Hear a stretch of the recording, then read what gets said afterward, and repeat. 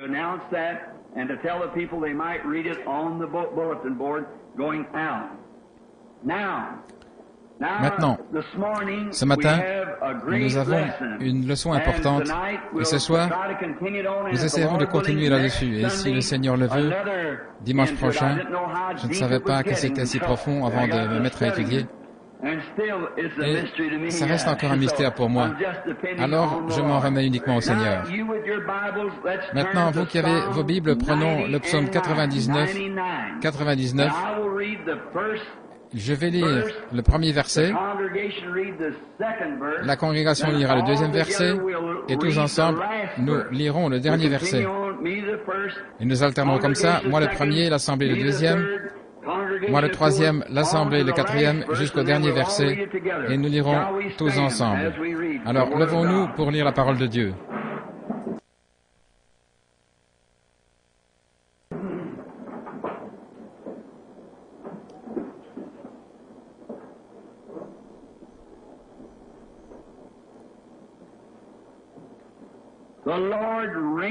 L'Éternel règne, les peuples tremblent. Il est assis entre les chérubins, la terre chancelle. L'Éternel est grand dans Sion, il est élevé au-dessus de tous les peuples.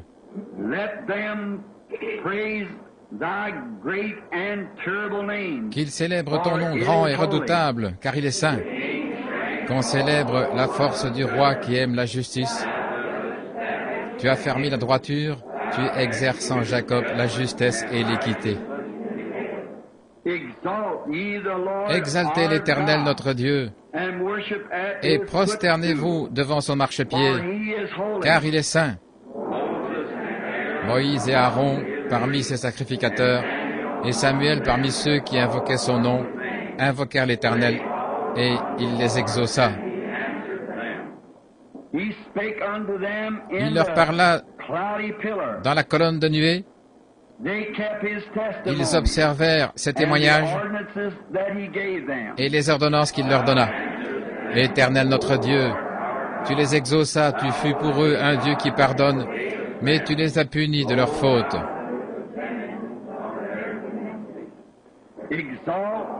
Exaltez l'Éternel notre Dieu, et prosternez-vous sur la montagne sainte, car l'Éternel notre Dieu est saint. Courbons la tête. Assurément, Seigneur, ces paroles sont écrites et composées par ton serviteur David sous forme de psaume en ton honneur. Tu habites entre les chérubins. Tu es saint et ta montagne est sainte. Approchons-nous, les cœurs aspergés du sang du Seigneur Jésus, avec une conscience pure et avec la foi et l'assurance que nous entrons dans la présence de notre Dieu. Que tout cet auditoire soit respectueux ce matin. Ouvre les oreilles de notre entendement. Parle à travers nous, par ta sagesse, afin que nous sachions comment nous comporter dans ces jours, dans ta présence. Nous te demandons, Dieu, de nous révéler ces choses secrètes qui ont été cachées toutes ces années. Alors que nous abordons tes paroles les plus sincères, les plus solennelles, tu en as parlé quand tu étais ici sur la terre et tu as dit que celui qui lit comprenne. Alors, nous venons à toi avec les meilleures dispositions, Seigneur, afin de chercher ta sagesse, car nous ne savons pas exactement quoi dire. Nous avons préparé quelques passages d'Écriture et nous dépendons solennellement de toi pour la réponse. Et ce n'est pour aucun autre but, mais c'est de connaître l'heure dans laquelle nous vivons, afin que nous soyons préparés pour les choses formidables qui sont devant nous. Veux-tu nous l'accorder, Seigneur? Au nom de celui qui nous a enseigné à tous que nous devrions prier comme ceci. Notre Père, qui es aux cieux, que ton nom soit sanctifié, que ton règne vienne, que ta volonté soit faite sur la terre comme au ciel.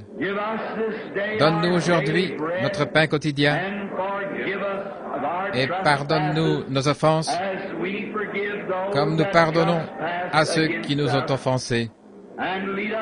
Et ne nous conduis pas dans la tentation, mais délivre-nous du mal, car c'est à toi qu'est le royaume et la puissance et la gloire pour toujours.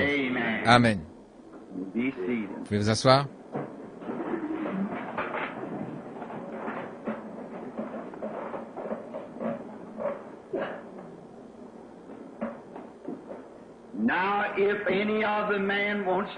Maintenant, s'il y a des hommes qui veulent enlever leur manteau, ne vous gênez pas.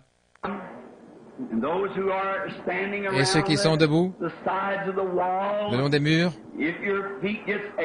si vous commencez à avoir mal aux pieds, eh bien, sentez-vous à l'aise de vous déplacer. Maintenant, si les enfants veulent aller dans leur classe, sont-ils déjà sortis? Non, ils ne peuvent pas, nous ne pouvons pas voir. Le pasteur dit que, vu qu'il y a beaucoup de monde, on a rempli les classes, si bien qu'on ne peut pas avoir l'école du dimanche pour les petits. Et nous serions contents, là, vous les petits, si vous voulez coopérer avec nous, parce que ce matin, nous abordons un message vraiment important qui, je suis sûr, va signifier beaucoup pour votre père, votre mère et vos bien-aimés qui sont ici, et même pour vous, les petits. Ainsi, nous approchons de cela avec un grand respect. Si le Seigneur le veut, ce matin, nous allons prendre le sujet des 70 semaines de Daniel. Et ce matin, nous allons parler de Daniel en captivité et de Gabriel qui vole vers lui pour l'instruire au sujet du futur. Pendant que Daniel était en prière, Gabriel, l'ange, est venu lui donner des instructions. Ce soir, je voudrais parler des 6 buts de sa visite. 6 sujets différents dont je parlerai ce soir, ce qui a amené la visite de Gabriel. Ça, c'est dimanche prochain, Dieu voulant. Je voudrais placer la raison et le temps de cet âge de l'Église et où il se situe et où nous en sommes aujourd'hui. Ça, ce sera dimanche prochain, le matin, Dieu voulant.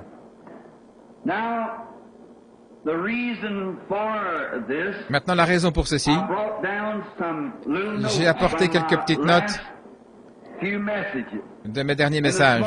Ce matin, je voudrais faire un lien avec ce que nous avons vu parce que tout ça est enregistré sur bande magnétique qui iront dans le monde entier, dans beaucoup de nations. Et toujours la raison pour laquelle je fais un petit retour en arrière, c'est que il se pourrait qu'il y ait des gens qui n'ont pas écouté mes bandes, pour eux c'est la première fois, ils ne pourraient pas comprendre ce que je veux dire quand je fais référence à quelque chose d'autre. Cela fait des mois maintenant que nous étudions le livre de l'Apocalypse, la révélation de Jésus-Christ. Nous avons vu les âges de l'Église. Les 3 premiers chapitres de l'Apocalypse, c'était les âges de l'Église. Ensuite, Jean a été ravi dans les chapitres 4 et 5, et il lui a été montré des choses qui doivent arriver par la suite. Au chapitre 6, il redescend sur la terre à nouveau pour voir arriver des choses qui se produiront du chapitre 6, verset 1, jusqu'au chapitre 19, verset 21. C'est là qu'il y a les sauts, les fléaux, les malheurs, les locustes, la femme dans le soleil, et le dragon rouge qui est précipité, les 144 000 qui sont scellés, et toutes ces choses. Ça a été une semaine d'études formidables. Je ne suis presque pas sorti de mon bureau en essayant d'étudier. Et la dernière fois, les anciens se se souviennent, je disais, là, il y a les 70 semaines de Daniel, mais je n'essayais pas de l'aborder, de l'expliquer. Mais cette fois-ci, par la grâce de Dieu, je me suis mis en devoir d'essayer de demander à Dieu de m'accorder la grâce de pouvoir l'apporter aux gens. Et ici, je découvre des choses dont je ne sais absolument rien. J'ai lu le livre du docteur Larkins, le livre du docteur Smith, les notes du docteur Scofield, les commentaires émis par différents hommes partout, et cependant, je n'arrive quand même pas à faire concorder la chose. Ainsi, cette semaine, j'étais à la bibliothèque au Kentucky pour me documenter sur l'astronomie ancienne, les calendriers, la chronologie, et j'ai ramassé autant de livres anciens que j'ai pu dans les bibliothèques et tout, et je fais mon humble part en faisant solennellement confiance à Jésus-Christ qu'il me le révèle. En effet, si je veux savoir, ce n'est pas pour dire moi je sais ceci, moi je sais cela. Il connaît mon cœur, il m'écoute en ce moment. Et je veux savoir que c'est dans le but d'éclairer son peuple. C'est pourquoi je crois qu'il va me le donner. Je ne sais pas encore, mais je lui fais confiance pour dimanche prochain, parce que ce sera là la partie capitale dimanche prochain de connaître et de placer ces 70 semaines. Et chacune ont leur place. Et en les mettant bout à bout, en faisant ça, ça ne donne rien de juste. Le résultat est faux, c'est inévitable. Ainsi donc, peut-être que moi, je n'arriverai pas à les placer comme il faut, mais je vais mettre ma confiance dans le Seigneur pour cela. Je me souviens qu'une fois Salomon a prié et qu'il a demandé au Seigneur Dieu de lui donner de la sagesse, pas pour lui-même, pour que ses jours soient prolongés ou qu'il ait une vie plus longue ou des richesses, mais afin qu'il ait la sagesse de savoir comment juger le peuple de Dieu. Et Dieu a honoré cette prière et il a donné cette sagesse à Salomon parce que c'était pour son peuple. Et voilà pourquoi je demande à Dieu de me faire savoir ce qu'est cette 70e semaine, parce que je sais que c'est le calendrier exact pour l'âge dans lequel nous vivons. Et par conséquent, je veux savoir ce qu'il en est. Pas pour moi-même. Pas pour moi-même. Évidemment, je veux savoir. Ce n'est pas dans ce sens-là que je dis pas pour moi-même. Parce que je veux le savoir pour moi-même. Je veux savoir. Parce que je veux savoir où nous en sommes et dans quel temps nous vivons. Et puis, je sais que c'est quelque chose qui a été donné. Plusieurs ont fait leurs calculs, ils ont fait aboutir cela bien avant dans le passé. Je lisais que quelqu'un avait dit que tout ça s'était terminé en 1919, les 70 semaines. Eh bien, ce n'était pas ainsi. Après 70 semaines, tout est terminé. Ainsi, nous voulons connaître la vérité. Et je demande à Dieu de me donner la vérité. Maintenant, pour servir d'appui, pour récapituler, je voudrais reprendre un petit peu ce que nous avons vu. Alors, j'ai donc noté quelques points que nous avons vus au chapitre 4 et 5 pour que les gens comprennent. D'abord, avant de faire cela,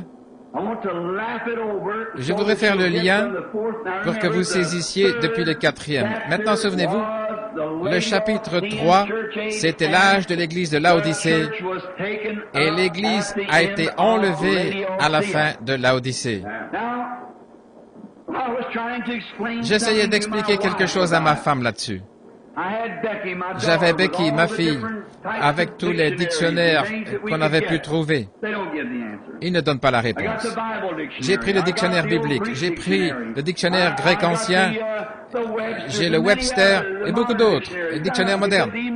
Pas un seul d'entre eux ne pouvait me donner la réponse d'une manière ou l'autre. Ma femme disait, comment veux-tu que les gens de chez nous, qui sont des gens pauvres, et beaucoup d'entre eux sont comme nous sans instruction, comment veux-tu qu'ils comprennent quelque chose comme ça? Et j'ai dit, Dieu donnera la réponse. Peu importe combien c'est compliqué, Dieu peut démêler ça et le rendre simple. car nous sommes une portion de ces gens qui languissent et qui prient pour que vienne ce jour et cette heure. Nos yeux sont fixés vers le ciel et nous attendons sa venue. Et je suis sûr qu'il va nous le montrer. Maintenant, ça ne va pas nous dire le jour ou l'heure, parce que ça, aucun homme ne le saura, mais ça va assurément nous dire dans quel jour de la semaine nous vivons, si seulement nous pouvons le saisir. Maintenant, au chapitre 4, Jean a été ravi tout de suite après l'Église. Jean, quand il est monté, il a vu l'âge de l'Église tout entier. J'aimerais m'arrêter ici un instant pour dire ceci. Bien des gens qui attendent quelque chose de vraiment prodigieux, puissant dans l'âge des nations, ils se trompent certainement. Les âges de l'Église et tout ce qui va se passer pendant l'ère des nations, ça se trouve dans Apocalypse 1 à Apocalypse 3 inclus. Ensuite, l'Église est montée dans l'enlèvement et le reste jusqu'au chapitre 19, c'est ce qui arrive à la race juive après que l'Église soit montée. Et c'est le temps de la grande tribulation. Il n'arrive plus rien du côté des nations. C'est seulement de la boucherie et tout ça, comme nous le verrons quand nous y arriverons. Mais l'Église elle-même est partie au dernier verset du 3e chapitre de l'Apocalypse, au moment où l'âge de Laodicée se termine. Et nous avons pris chaque âge de l'Église, chaque époque, chaque chose qui est arrivée, chaque étoile, chaque messager, leur nature, ce qu'ils ont fait. Nous avons suivi cela à travers l'histoire jusqu'au tout dernier. Il s'est dessiné sur le côté du mur. Et quand on a terminé, le Saint-Esprit est venu tracer la même chose en cercle sur le mur. Il nous l'a révélé lui-même ici à tous. Maintenant, en faisant ceci, j'ai confiance qu'à la fin, il va venir avec quelque chose de formidable, nous montrer encore que nous sommes au temps de la fin. Combien ont entendu le discours de Kennedy, du président Kennedy, les commentaires, etc. Combien ont entendu ce pronostic selon lequel on prédit que d'ici le 1er janvier, les États-Unis et la Russie ne seront plus que des cendres volcaniques? Voilà tout ce qu'il nous faut. Il est plus tard que nous ne pensons. Alors si nous sommes si près que même les hommes de cette terre prédisent que cette chose terrible va arriver, nous ferions mieux d'être en alerte, tout bien en ordre, que tout soit confessé, que tout soit prêt, parce que nous ne savons pas à quelle heure au juste notre Seigneur va nous appeler. Et quand il fera sa sommation, montez plus haut. Vous ferez mieux d'être prêts. Et cela arrivera à l'heure où vous ne vous y attendez pas. Le grand réveil pentecôtiste est en train de se terminer. On le voit partout. Le dernier grand mouvement. Le message a été proclamé. Maintenant tout est prêt, en attente. L'Église est scellée, est mise à part. Les méchants sont encore plus méchants. Les églises deviennent plus formalistes. Les saints se rapprochent de Dieu. Les dons de l'Esprit commencent à se multiplier dans les petits groupes. Nous sommes au temps de la fin. Oh, j'aime ce chant que nous chantions autrefois à l'Église. J'attends la venue du millénium, ce jour béni, où notre Seigneur béni viendra chercher son épouse qui l'attend. Oh, mon cœur assoiffé soupire après ce jour de douce délivrance, où notre Sauveur reviendra sur la terre. Nous attendons cette heure-là.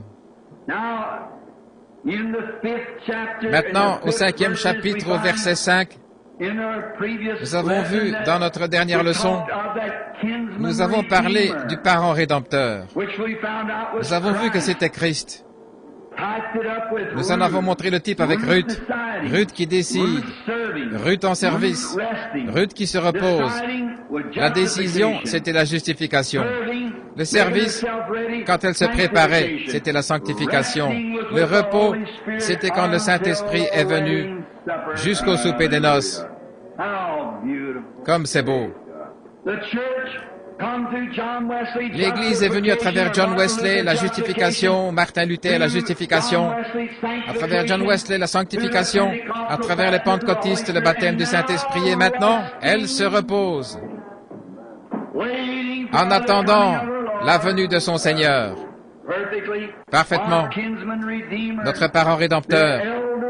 Les anciens ont eu raison de l'appeler un agneau, qui, comme juge, était sur le point de devenir un lion. Il était un agneau, vous savez, avec le livre scellé de 7 sceaux.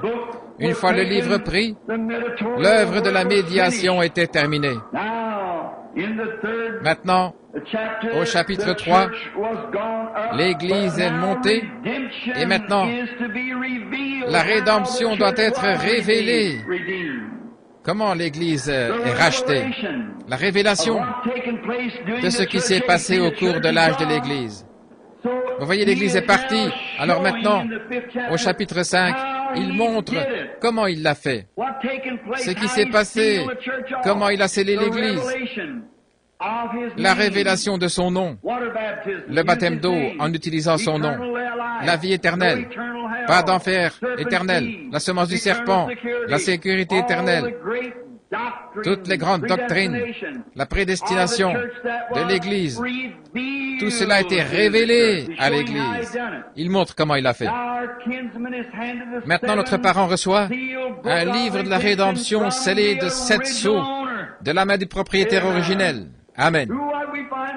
Nous avons vu que le propriétaire originel, c'était qui? Dieu lui-même. Et l'agneau vint, et il prit le livre de la main droite de celui qui était assis sur le trône. Qui était l'agneau? Le Rédempteur. Notre parent rédempteur. Le parent de l'Église, qui est venu racheter Israël. Maintenant, nous allons entrer là-dedans ce matin. Israël a été racheté, mais ça ne leur a pas été appliqué parce qu'ils l'ont rejeté. Mais l'Église a reçu sa rédemption.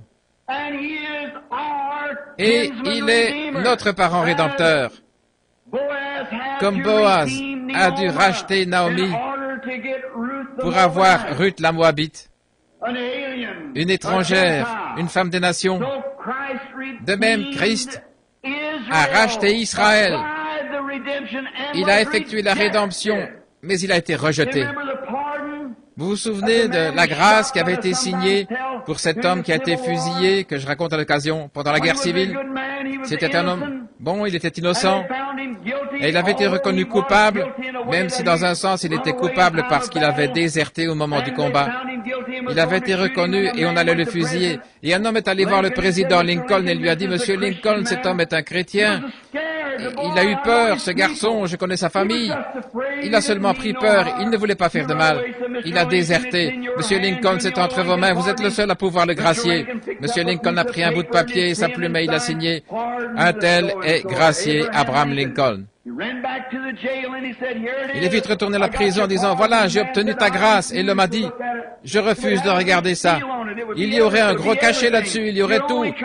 Tu te moques de moi, c'est tout. » Ce n'est pas Abraham Lincoln, n'importe qui peut imiter sa signature. Ce serait authentifié par son cachet et tout si ça venait de lui. Et l'homme a essayé de le persuader, mais malgré tout, le prisonnier pensait qu'il plaisantait. Alors il est parti, et le lendemain matin, il a été fusillé. Et puis après qu'il a été fusillé, il y a eu un procès devant la Cour fédérale, parce qu'Abraham Lincoln avait signé la grâce de cet homme 24 heures avant son exécution et que le gouvernement l'avait quand même fait exécuter. Et alors, ils l'ont fusillé. Alors quoi? Alors, la Cour fédérale des États-Unis a rendu l'arrêt suivant des cours fédérales, disant « Un pardon n'est pas un pardon, à moins d'être reçu en tant que pardon. » Et Jésus a racheté Israël au calvaire. Mais ce n'était pas un pardon pour eux parce qu'ils ne l'ont pas accepté en tant que pardon. Mais dans notre leçon ici, les 70 semaines, nous allons voir qu'ils reviennent accepter leur pardon. mais il a racheté l'Église. Alors nous sommes pardonnés, graciés, parce que nous avons reçu le sang de Jésus-Christ comme notre pardon. Nous avons vu qu'il était notre parent rédempteur et qu'il a pris le livre de la main du propriétaire originel. C'est un titre de propriété de la rédemption. Vous vous souvenez de notre étude? C'est un titre de propriété de la rédemption. En plus, c'est un incontestable titre de propriété. En effet, Dieu avait exigé la vie en échange de la mort dans le jardin d'Éden. Alors Jésus, le juste, est mort et il a pris un titre de propriété. Et il a pu briser les sceaux, révéler ce qu'il y avait dedans et donner l'héritage à son peuple à qui cela appartenait. La vie éternelle dont il avait hérité parce qu'il avait fait part à sa propre vie, il nous l'a transmise au calvaire et il l'a répartie entre nous par le Saint-Esprit. Amen. Aucun homme n'a jamais pu avoir même une petite idée de l'amour que c'était ce qu'il a fait. Satan, qui en avait été le détenteur à cause de la chute dans le jardin, est lié, jeté dans les temps de feu. Ses jours sont terminés. Jésus, dans l'Évangile, a eu 4 titres, ça nous l'avons vu. Fils de David, héritier du trône. Fils d'Abraham, la concession royale. Fils de l'homme, héritier de la terre. Fils de Dieu, héritier de toutes choses. La concession royale. Dans l'Ancien Testament, on ne pouvait pas garder une propriété en sa possession pendant plus de 50 ans. Son propriétaire originel ne pouvait pas en être privé pendant plus de 50 ans. Et le 40e jour, il a payé le prix. Le 50e jour, la rédemption et la puissance qui appartenaient à l'Église et qui avaient été perdues dans le jardin d'Éden ont été rachetées et nous ont été envoyées par le baptême du Saint-Esprit le 50e jour. Alors nous avons pris le rouleau, nous avons pris les rouleaux, nous avons vu que le rouleau avait été remis dans sa main. Jérémie, chapitre 32, 6. Son cousin Anamel lui avait laissé un héritage et il partait en captivité. D'ailleurs, nous allons le suivre là-bas ce matin, en captivité. Et le rouleau avait été conservé dans un vase de terre, ce qui montre où la puissance de Dieu se trouve. Les rouleaux et les secrets de Dieu se font connaître dans le cœur. Notre plan de rédemption, lui aussi, a été conservé dans des vases de terre. Le nom de Jésus et la révélation. Nous avons vu que c'était scellé de 7 sceaux. Et chaque sceau était enroulé autour. Au moment où la révélation était donnée, il arrachait le sceau, il le déroulait et lisait ce qui était dit dans ce sceau-là. Après, il déroulait le suivant, le rouleau, et il lisait ce qui était là dans ce sceau. Et il déroulait le suivant. Et voilà, c'est exactement ce 7e sceau là où nous arrivons. Et nous avons confiance que ce sera ainsi avec chaque sceau. Et cela va montrer exactement ce qui s'est passé. Nous avons vu que 7, il y en a 5 dans le plan de la rédemption, le nombre c'est 5, et il y a 5, 7. 7 sceaux, 7 esprits, 7 anges, 7 trompettes et 7 âges de l'Église. Ainsi, vous voyez, les 5, 7, c'est la grâce, 5, c'est la grâce, et 7, c'est la perfection. Alors se déroule parfaitement dans la perfection. Très bien. Comme chaque sceau brisé dans la parole de Dieu, il révèle à l'homme de cet âge dans quel âge nous vivons, quel est l'esprit de l'âge, quelle est l'Église de l'âge. Dans l'Apocalypse 10, nous voyons qu'à la fin, quand le dernier sceau a été brisé, nous voyons que l'ange se tient là avec un pied sur la terre et l'autre sur la mer, les mains levées vers le ciel et un arc-en-ciel au-dessus de la tête, et qu'il jure par celui qui vit au siècle des siècles qu'il n'y aura plus de temps, au dernier sceau. Et attendez seulement que nous prenions ces sceaux et que nous voyons ce qu'il en est de ce sceau-là, après avoir vu ce qu'il en est 70 semaines. Ensuite, on verra ce qu'il en est des sceaux. Il n'y a plus de temps, la rédemption est terminée. Maintenant, il est le lion et le juge. Ce matin, il est votre sauveur, mais un jour, il sera votre juge. Du verset 14 du chapitre 5, c'est la révélation du temps où l'agneau est adoré, dans le ciel et aussi sur la terre. le livre scellé de 7 sceaux, l'agneau qui est digne, le parent rédempteur. Et puis du verset 8 au verset 14, les anges l'adorent, les anciens l'adorent, les êtres vivants l'adorent. Et Jean l'a adoré avec une telle ardeur qu'il a dit, toutes les créatures qui sont dans le ciel et sur la terre et sous la terre m'ont entendu disant, à l'agneau soit louange, gloire, puissance et sagesse, la force, le temps d'adoration pour l'agneau roi. Maintenant, l'Église est partie, souvenez-vous. Maintenant, prenons Daniel au chapitre 9, du verset 1 au verset 3, et puis nous irons du verset 20 à 27, parce que ici, c'est juste la prière de Daniel. Je voudrais que vous lisiez et relisiez ceci plusieurs fois cette semaine, jusqu'à ce que vous le compreniez. La première année de Darius, de la race des Mèdes, lequel était devenu le roi du royaume des Chaldéens, la première année du règne, moi, Daniel, je compris par les livres qu'il devait s'écouler 70 ans pour la ruine de Jérusalem d'après le nombre des années dont Dieu avait parlé au prophète Jérémie. Alors, le verset suivant, je tournai ma face vers le Seigneur Dieu afin de recourir à la prière et aux supplications par le jeûne, le sac et la cendre.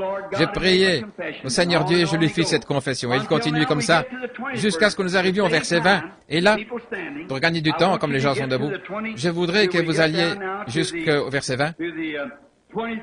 Le verset 20. Je parlais encore, je priais, je confessais mon péché et le péché de mon peuple Israël. Et je présentais mes supplications devant l'Éternel mon Dieu en faveur de la sainte montagne de mon Dieu. Alors que j'étais encore en prière, l'homme Gabriel, que j'avais vu dans une vision, il s'avança vers moi d'un vol rapide au moment de l'offrande du soir. Et il m'informa, il me parla en disant, Daniel, je suis venu maintenant pour te donner de l'entendement. Oh, si seulement nous avions pu être là. Comment l'a-t-il trouvé? Il était en prière.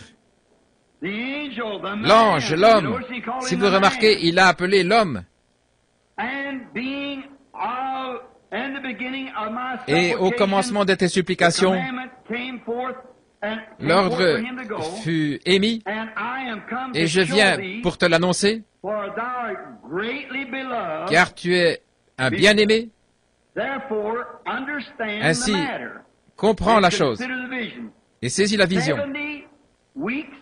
70 semaines ont été déterminées sur ton peuple et sur ta ville sainte, sur ta ville, pour faire cesser les transgressions et pour mettre fin au péché et pour faire réconciliation pour l'iniquité et amener la justice éternelle et pour sceller la vision et la prophétie et pour oindre le Saint des Saints.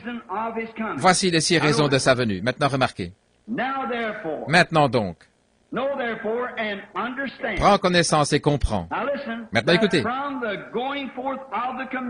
depuis la promulgation de la parole disant de rétablir et de reconstruire Jérusalem jusqu'au Messie le Prince, il y aura 7 semaines, 62 semaines, et les places et les fossés seront rétablis et reconstruits, mais en un temps d'angoisse. Après 62 semaines, le Messie sera retranché, et il n'y aura personne pour lui. Le peuple d'un prince qui viendra, détruira la cité et le sanctuaire, et sa fin arrivera comme par une inondation, et il est résolu que les dévastations dureront jusqu'à la fin de la guerre. Et écoutez, et il va confirmer l'alliance, une de ces 70 semaines, et durant la moitié de la semaine, il fera cesser le sacrifice et l'offrande, et le dévastateur ira à l'extrême de l'abomination, jusqu'à ce que la ruine et ce qui a été résolu fonde sur le dévastateur.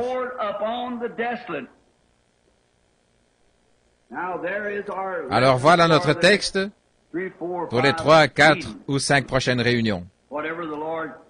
Ce que le Seigneur voudra bien nous révéler. 70 semaines.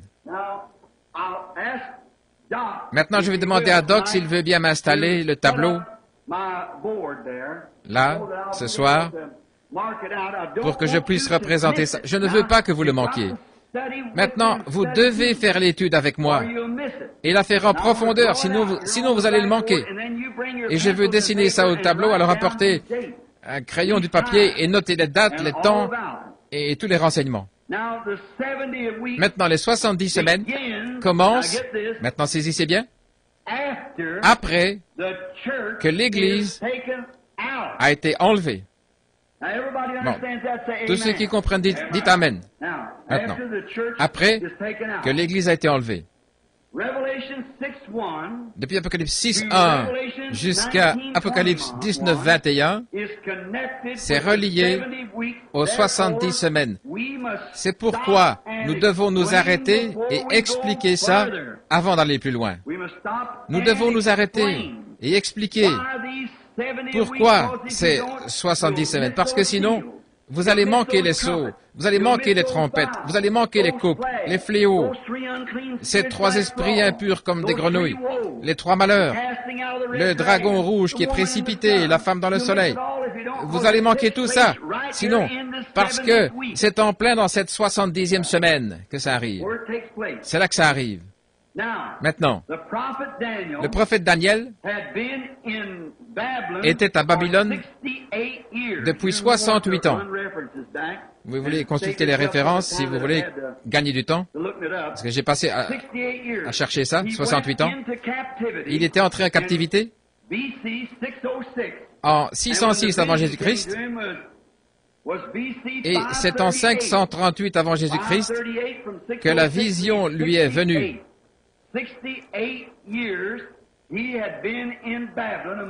606 moins 538, ça fait 68 ans qu'il avait été à Babylone au milieu des païens. Et il avait toujours la victoire, et nous ne pouvons pas garder une heure. Mais lui, il avait été en plein dedans, et il avait seulement 3 compagnons avec lui. Et eux étaient ailleurs dans le royaume. Mais Daniel était seul avec Dieu. Et il a gardé la victoire pendant 68 ans. Pensez-y. Je ne veux pas me mettre à prêcher parce que c'est censé être un message d'enseignement. Mais pendant 68 ans, il avait gardé la victoire. Il ne s'était pas souillé aux yeux de Dieu. Et ça, sans le baptême du Saint-Esprit. Sans le sang de Jésus-Christ qui intercède pour lui. Il n'avait que le sang des taureaux, des boucs et des génisses qu'il devait offrir en secret à cause des traditions païennes de ce pays-là. On les a emmenés là, Jérémie avait prophétisé qu'ils iraient. Maintenant, Daniel. Oh là là. Il avait commencé à voir que le moment approchait. Tout comme nous aujourd'hui. Daniel a commencé à voir, il a dit, par la lecture des livres. Et la première année du règne, moi, Daniel, je compris par les livres le nombre d'années qui allaient s'écouler. La parole est venue à Jérémie le prophète qu'il devait y avoir 70 ans pour la désolation de Jérusalem. Jérémie, en 606 avant Jésus-Christ, avait prophétisé qu'à cause de leur péché et de leur impiété, ils y resteraient 70 ans. Vous vous souvenez, il y avait un autre prophète qui est apparu à cette époque, son nom m'échappe maintenant. Je pourrais peut-être le trouver dans quelques minutes, si je cherche un petit peu. Mais lui, et il est venu en disant, « Jérémie, tu as tort. Dieu va laisser Israël là-bas pendant seulement autant de jours, environ 2 ans. » Jérémie a dit qu'il en soit ainsi. Amen. Mais il a dit, mais attends, toi et moi, en tant que prophète, on va vérifier ça ensemble. Il a dit, souviens-toi, il y en a qui ont prophétisé avant nous et qui ont dit des choses qui étaient fausses.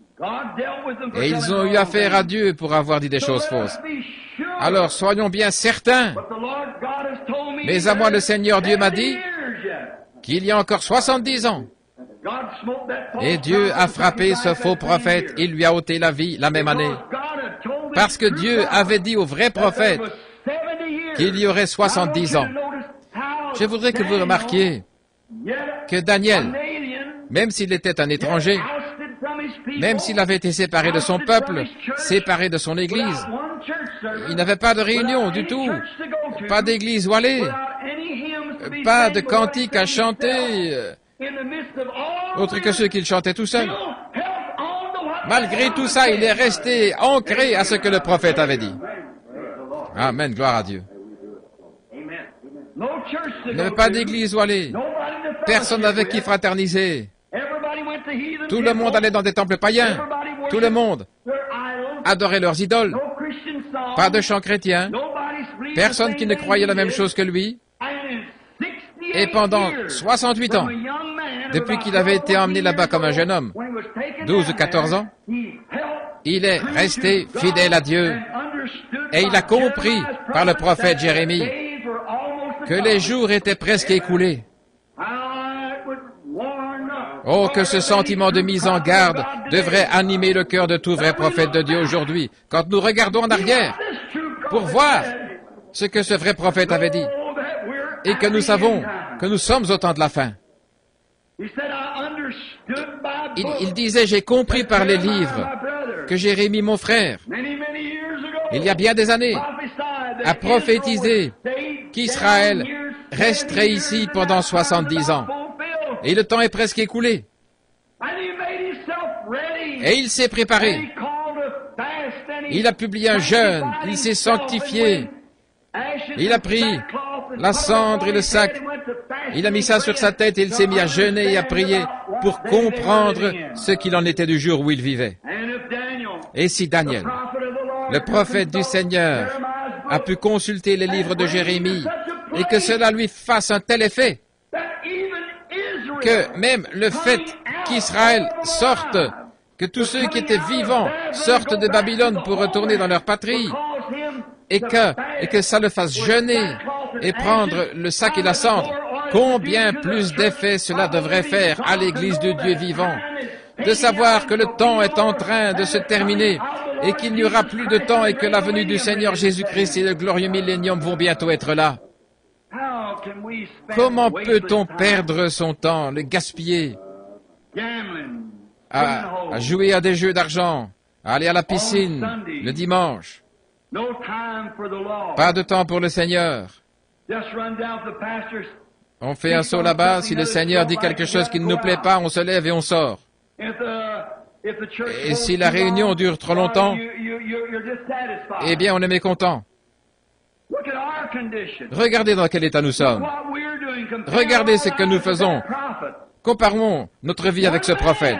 Un seul homme, dans un royaume entier, sans église où aller, ni aucune nulle part où aller. Tout avait été détruit et brûlé. Sa ville, son peuple était captif pendant 68 ans.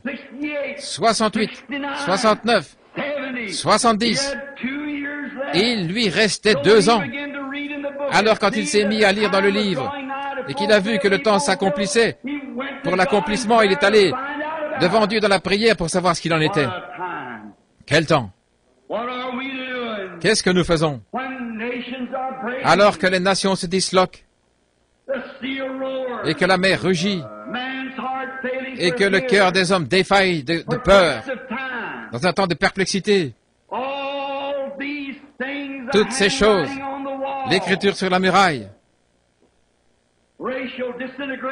la ségrégation raciale, le mal sous toutes ses formes qui règnent dans le monde, et les querelles, les bagarres et les histoires. Il y a assez d'armes suspendues dans les silos pour qu'un petit pays de la taille de Cuba près d'ici soit capable de détruire le monde en 10 minutes. Et eux, ils se querellent, des hommes impies, qui ne connaissent pas Dieu et qui ne connaissent pas sa puissance. Et le Saint-Esprit est dans l'Église, en train d'agir parmi les élus, de montrer qu'il est vivant après 2000 ans, et qu'il est le même hier, aujourd'hui et pour toujours. Comment peut-on rester assis là, nonchalamment? Comment peut-on prendre la chose comme ça, à la légère? Il est temps de s'examiner, en voyant cette grandeur qui approche. Maintenant, il avait lu dans Jérémie, au chapitre 25.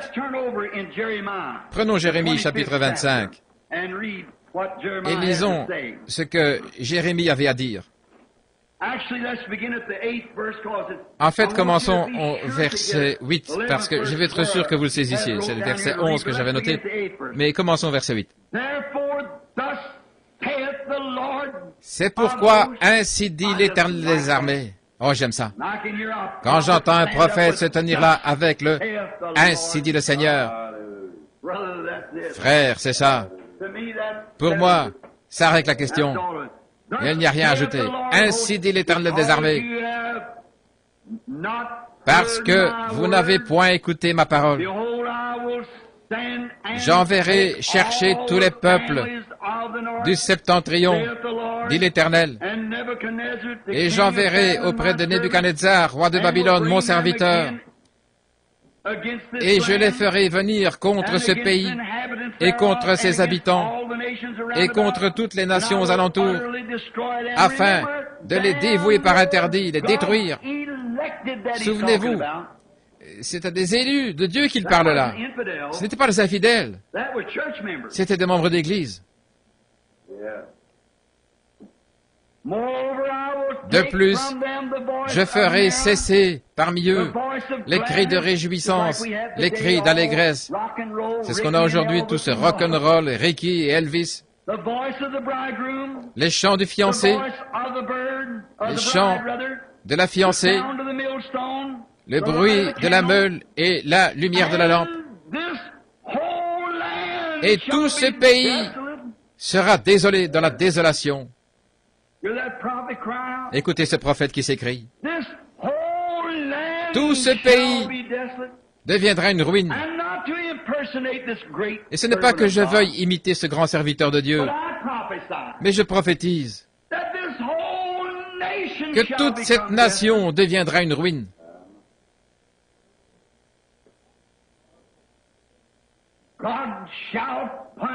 Dieu va punir cette nation à cause de ses péchés. Si Dieu n'a pas fermé les yeux sur les mauvaises actions d'Israël, son élu, la semence d'Abraham, à qui il avait donné son alliance et sa promesse, pourtant ils étaient religieux jusqu'à la moelle, avec leurs grandes églises, leurs sacrificateurs, leurs rabbins, mais à cause de l'immoralité et de ces choses qu'il y avait parmi eux, Dieu leur a fait récolter ce qu'ils avaient semé. De même, nous aussi, nous aurons affaire à lui. Verset 11. Tout ce pays deviendra une ruine, un désert. C'est-à-dire qu'en les voyant, tout le monde dira, voilà où ils en sont. Eux qui étaient si puissants, regardez-les maintenant. Et ces nations seront asservies au roi de Babylone pendant 70 ans. C'est toute une vie. C'est quand votre chère maman bénie qui est âgée maintenant était un bébé. Ils sont restés là sans Dieu, sans église, sans chant, sans rien du tout. Pendant toute une génération. Jusqu'à ce que cette génération pécheresse soit entièrement disparue. Mais lorsque ces 70 ans seront accomplis, je punirai le roi de Babylone. Et cette nation, dit l'Éternel, à cause de leur iniquité, je punirai le pays des Chaldéens, et j'en ferai une ruine perpétuelle. Je ferai venir sur ce pays toutes les choses que j'ai annoncées sur lui, tout ce qui est écrit dans ce livre, ce que Jérémie a prophétisé sur toute la nation. Car des nations puissantes et de grands rois les asserviront, eux aussi, et je rendrai selon leurs œuvres et selon les paroles de leurs mains. Car ainsi dit l'Éternel Dieu d'Israël, prends de ma main cette coupe remplie de vin de ma colère, et fais-la boire à toutes les nations vers lesquelles je t'enverrai. Autrement dit, Jérémie, je t'ai donné ce message. Ne reste pas tranquille, à ne rien faire, toujours au même endroit, mais prophétise à toutes les nations. Vous me suivez? Prophétise à toute la nation, montre mes signes et mes prodiges, et fais-leur savoir que je viens accomplir ceci. Ils boiront, et ils chancelleront et seront comme fous à cause de la parole que j'enverrai au milieu d'eux. Et ce jour même, qu'est-ce qu'ils font? Ils vous traitent de faux prophètes. Ils vous traitent de faiseurs de compromis. Ils vous traitent de fanatiques, de devins, ou de faiseurs de songes, ou de quelqu'un qui fait de la télépathie mentale. Ils seront comme fous. Et le mot fou, si vous analysez, ça veut dire atteint de folie. Ils deviendront littéralement fous et ils diront, oh, ne vous occupez pas de cet exalté, de ces absurdités, à cause de la parole que j'enverrai au milieu d'eux. Est-ce que vous voyez l'histoire qui se répète? Jérémie n'était pas d'accord avec leurs pharisiens, leurs sadducéens, leurs hérodiens ou quoi encore. Il proclamait seulement la parole. Et ça les rendait tous fous furieux. Pourquoi? Maintenant remarquez. Et alors, je pris la coupe de la main de l'Éternel et je la fis boire à toutes les nations. Jérémie n'est pas resté à la maison. Jérémie ne s'est pas confiné à son petit patelin, mais il l'a fait boire à toutes les nations vers lesquelles l'Éternel m'envoyait. Jérémie a pris la parole de l'Éternel, le vin de sa parole. Et le vin, c'est la puissance de sa parole. Le vin a une puissance. Le vin intoxique. Il y a de la puissance dans le vin. Et j'ai pris la parole de l'Éternel, a dit Jérémie. Et je l'ai manifesté. Le vin, la puissance qui est en elle. Et je la leur ai démontré.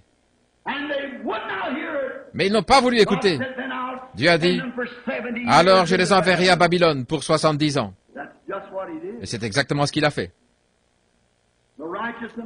Ils y sont tous allés, les justes et les injustes. Revenons à notre leçon. Daniel avait lu, pensez un peu. Daniel a lu les mêmes paroles que nous lisons ce matin. Daniel a lu la même Bible, avec la même ponctuation, les mêmes phrases, les mêmes choses que ce que moi, avec l'aide de Dieu, je vais vous lire dans les quelques messages à venir. La même chose pour vous montrer que nous sommes au temps de la fin. Alors Daniel, avec la parole de Jérémie, il descend à Babylone. Et il était le prophète oint. Et il a opéré des miracles, des signes. Il pouvait interpréter des langues inconnues. Et il a accompli des signes et des prodiges au milieu d'eux. Et pourtant, il n'avait personne avec lui. Il était seul. Il était seul. Mais Jérémie avait écrit ces paroles bien des années auparavant. Et Daniel, en interprétant la parole, il a compris. Eh bien, un instant, là, nous approchons du temps de la fin, puisqu'il y a déjà 68 ans que je suis ici.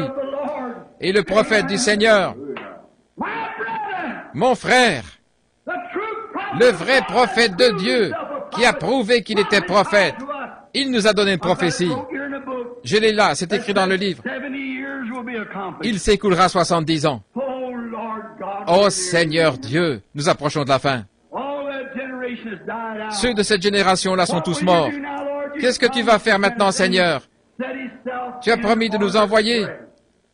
Et il a décidé de se mettre en prière. Oh Dieu, s'il y a un temps où nous aussi nous devrions nous mettre en prière, c'est bien maintenant. Car nous qui sommes son vrai serviteur, nous pouvons voir par les lettres de l'apôtre, par le Saint-Esprit, par les avertissements du Saint-Esprit, que nous sommes au dernier jour.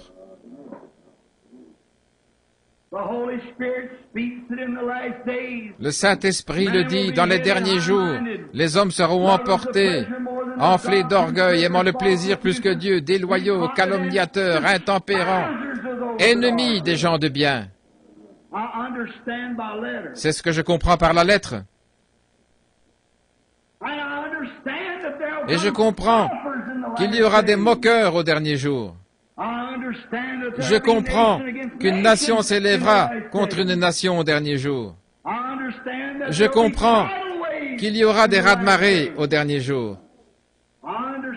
Je comprends qu'il y aura des choses qui feront peur à voir, comme des soucoupes volantes dans le ciel, des choses mystérieuses, et que la peur fera défaillir le cœur des hommes. Ce sera un temps de perplexité et les gens seront dans l'angoisse.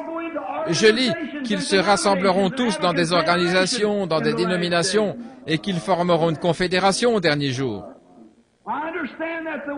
Je comprends que les femmes se couperont les cheveux dans les derniers jours.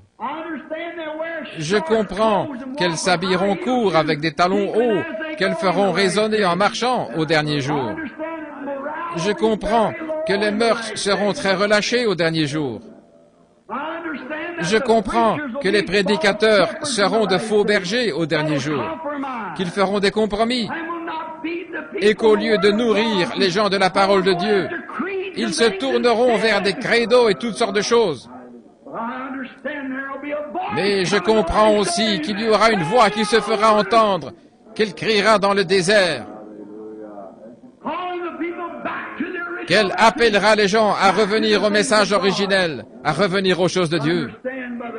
Je comprends par le livre que ces choses vont avoir lieu. Je comprends que dans les derniers jours, il y aura une famine. Les églises seront tellement organisées, tellement arrêtées et tout, qu'il y aura une famine dans les derniers jours. Et que ce ne sera pas seulement pour le pain et l'eau, mais pour entendre la vraie parole de Dieu. Et les gens viendront de l'Est, de l'Ouest, du Nord et du Sud, cherchant à entendre la vraie parole de Dieu. Mais les églises seront tellement organisées, tellement figées, qu'elles ne l'entendront pas. Je comprends cela par les livres. Mais en ce jour-là, ô Dieu,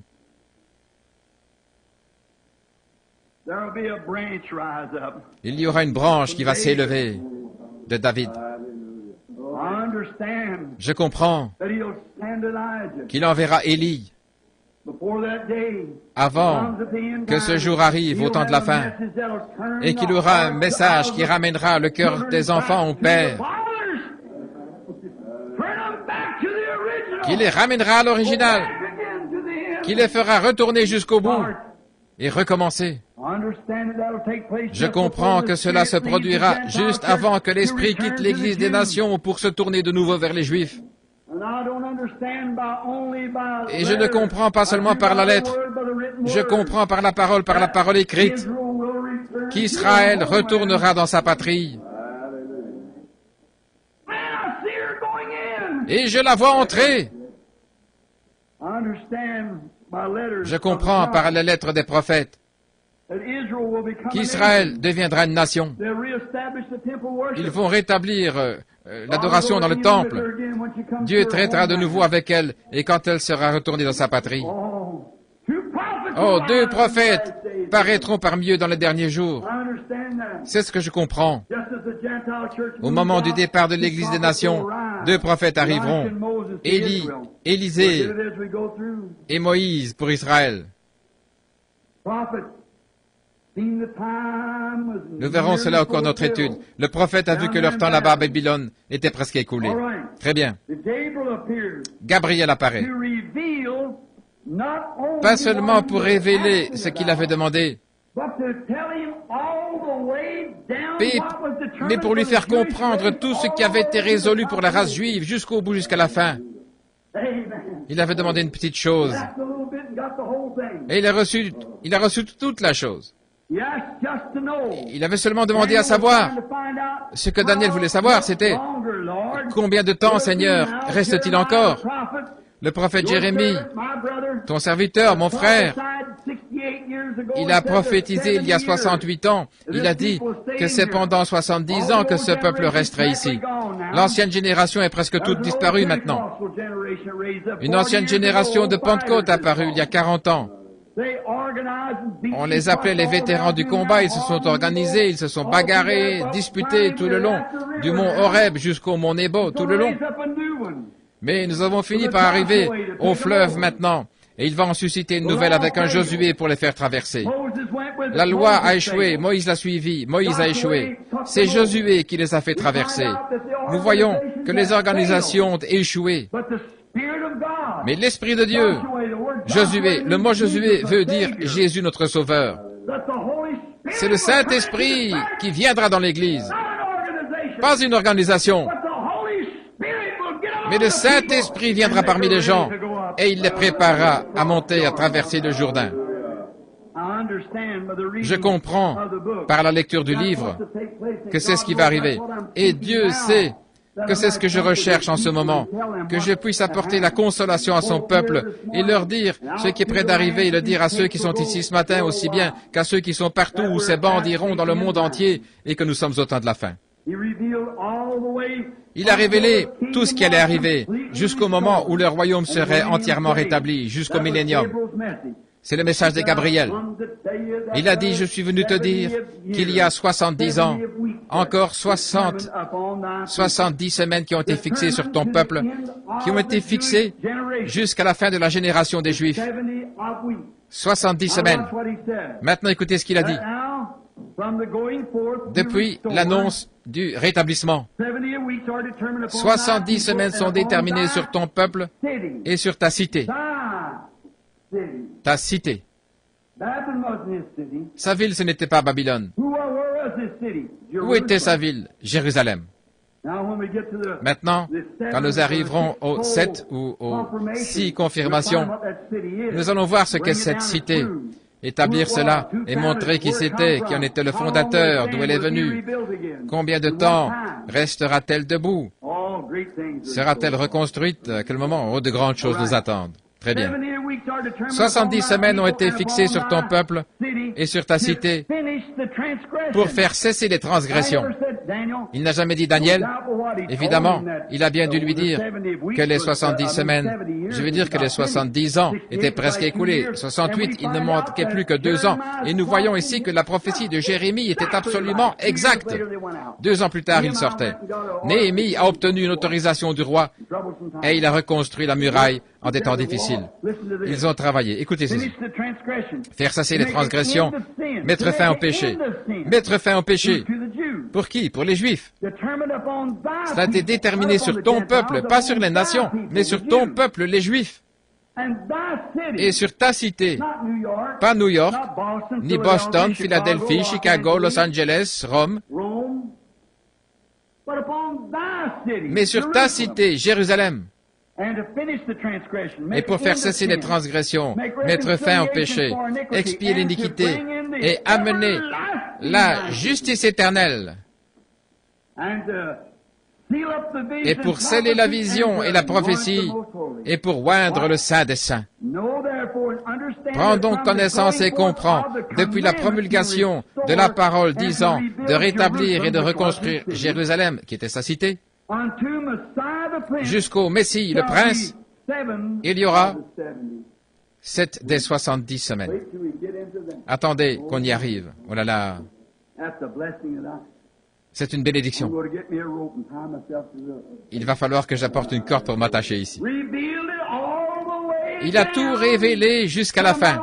Il a dit, je ne vais pas seulement te dire, là, que ces 2 années ce sera terminé. Nous savons tous qu'ils y sont restés pendant exactement 70 ans et qu'ils sont sortis. Exactement ce que le prophète avait dit. Et Ésaïe, je veux dire, Daniel croyait ce prophète, alors il était là, prêt. Gabriel, quand il est venu, il a dit, je suis venu t'annoncer, te révéler ces choses jusqu'au bout, jusqu'à la fin. Regardez. Jusqu'à l'extrême. L'abomination, la désolation. Je vais te montrer la consommation, la fin de toute chose.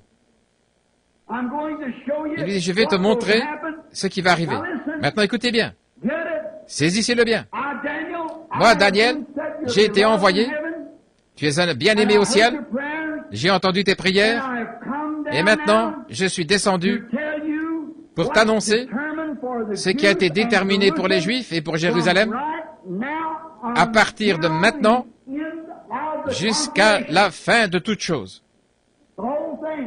Toute chose.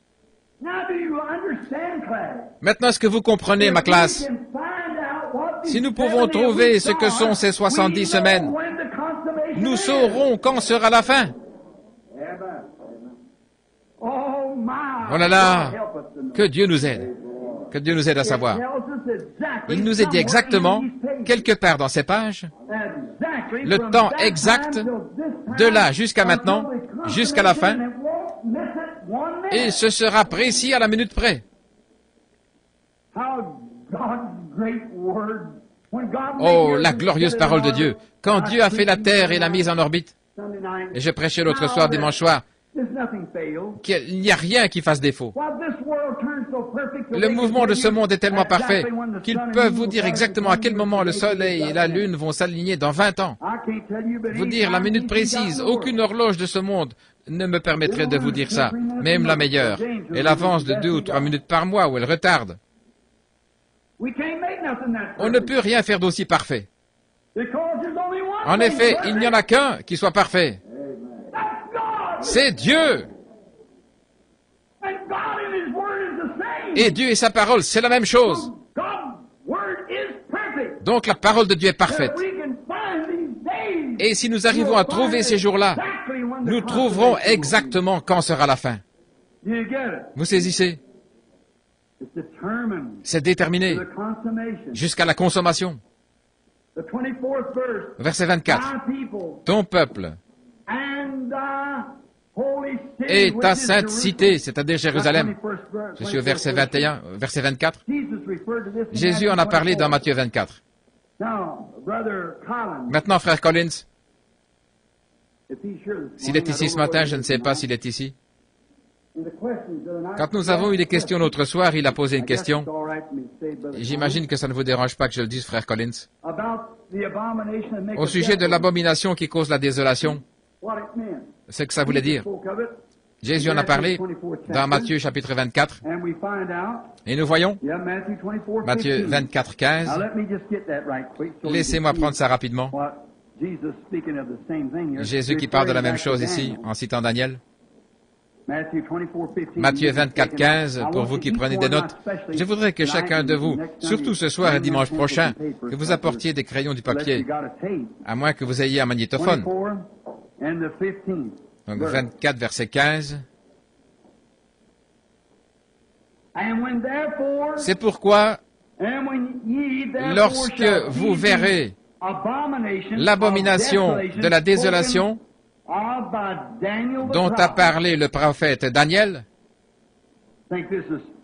pensez-y, je crois que ça, c'était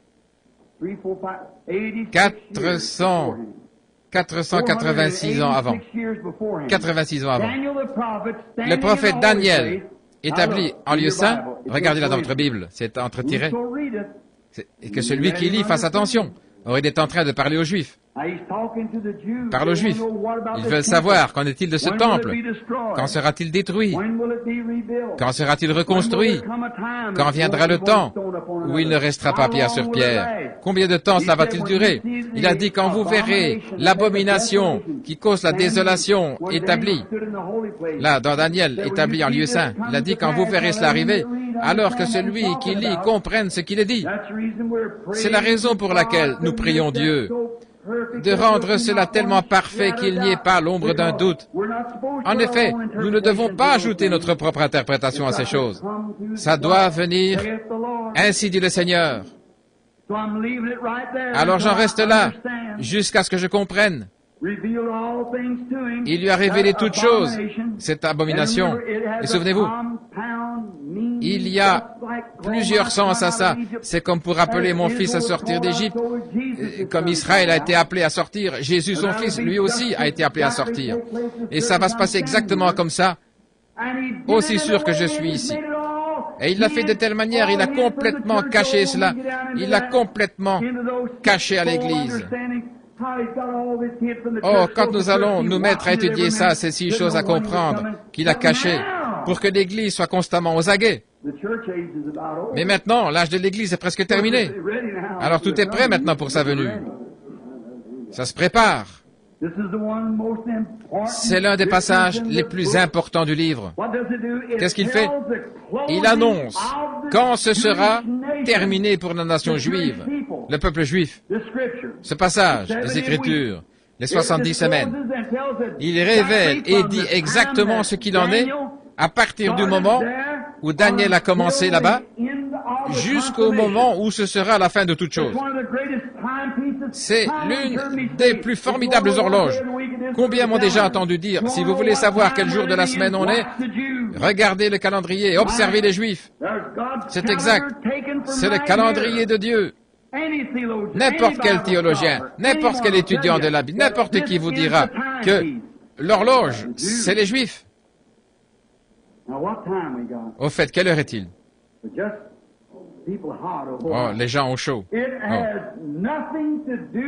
Ça n'a rien à voir avec les nations. Les 7 sceaux, les 7 fléaux, les 7 malheurs, les 7 trompettes n'ont absolument rien à voir. L'Église des nations sera dans la gloire à ce moment-là. Rien à voir avec nous. L'Église des nations. Il ne s'agit là que d'Israël. Daniel, ton peuple et Jérusalem. Maintenant. Et il révèle le fait que Dieu traite seulement avec les Juifs quand ils sont dans leur patrie. Alléluia. Je pense que là, on vient de toucher le point fondamental. Les gens essaient toujours de compter à partir du moment où Israël était là, à l'époque de Daniel. Un grand auteur, comme je sais qu'il y a de ses disciples assis ici, je ne le dirai pas, mais c'est pour ça qu'ils ont eu toutes ces faussetés. Savez-vous que les Milleristes, avant de devenir les Adventistes du 7e jour, ce qu'ils ont fait là, en 1919, ils ont pris leurs ailes, vous savez, dans le journal, le courrier, ils sont montés là pour s'envoler là-bas. Les Milleristes, ils avaient déduit cela des 70 semaines de Daniel. Oui, les Milleristes, plus tard, avec Madame Ellen White, qui était leur prophétesse, ils ont fait volte-face pour se donner le nom d'Adventiste du 7e jour.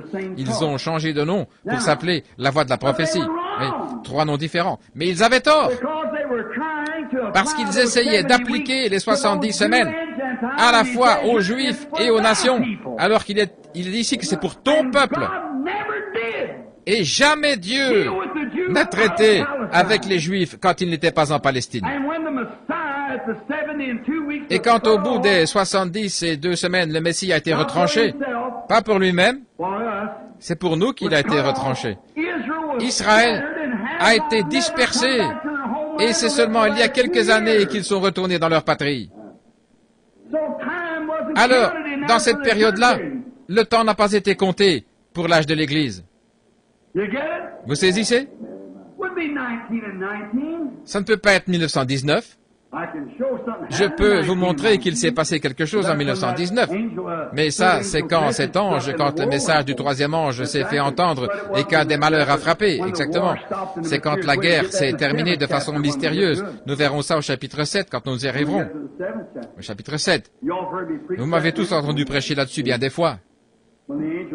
Sur le message de l'ange, quand il a dit « Retenez les 4 vents de la terre jusqu'à ce que nous ayons marqué du sceau les Juifs, les serviteurs, et allons, ils ont attendu pendant tout ce temps jusqu'à ce que l'ère des nations soit complètement terminée. » Et là, il scelle les Juifs, les 144 000 qui reçoivent le Saint-Esprit. C'est là qu'on a les 144 000, Apocalypse 7. Et j'ai vu une grande foule déjà dans le ciel. Jean l'a vu, de toute tribu, de toute langue, de toute nation. Et ils se tenaient devant Dieu avec des palmes dans leurs mains et revêtus de robes blanches, et ils chantaient, ils criaient « Alléluia, Amen ! La gloire, la sagesse, l'honneur, la force et la puissance soient à notre Dieu au siècle des siècles, Amen !» Jean ne pouvait pas comprendre à ce moment-là, mais il a regardé en arrière, et il a vu sur le mont Sinaï, gloire, 144 000 qui ne s'étaient pas souillés avec des femmes, des Juifs, des femmes, des églises. Ils ne s'étaient joints à aucune organisation, luthérien, méthodiste, baptiste, presbytérien. Mais c'étaient les Juifs, depuis le début. Les Juifs orthodoxes qui avaient leur temple là-bas, où ils adoraient sur le mont Sinaï. C'est eux, les 144 000. Ça, c'est après ceci. L'Église est déjà dans la gloire, voyez. Ainsi, M. Smith avait tort. Forcément. En effet, comment feriez-vous appliquer ça en 1919, faire sortir les 144 000? Ça, c'est un retour au russellisme. C'est un retour à la doctrine de Russell, d'après laquelle Jésus est venu en 1914. Il a pris son Église en 1919. Et maintenant, il est un corps mystique qui parcourt la terre pour ressusciter. Il va à la tombe de grand-papa ou grand-mère et il les fait tous ressusciter. C'est du non-sens, c'est absurde. Ça n'a aucun sens vis-à-vis de la parole. Non, pas du tout. Mais Dieu a la vérité. C'est Dieu qui peut le révéler, situer tout ça et nous montrer exactement ce qu'il en est.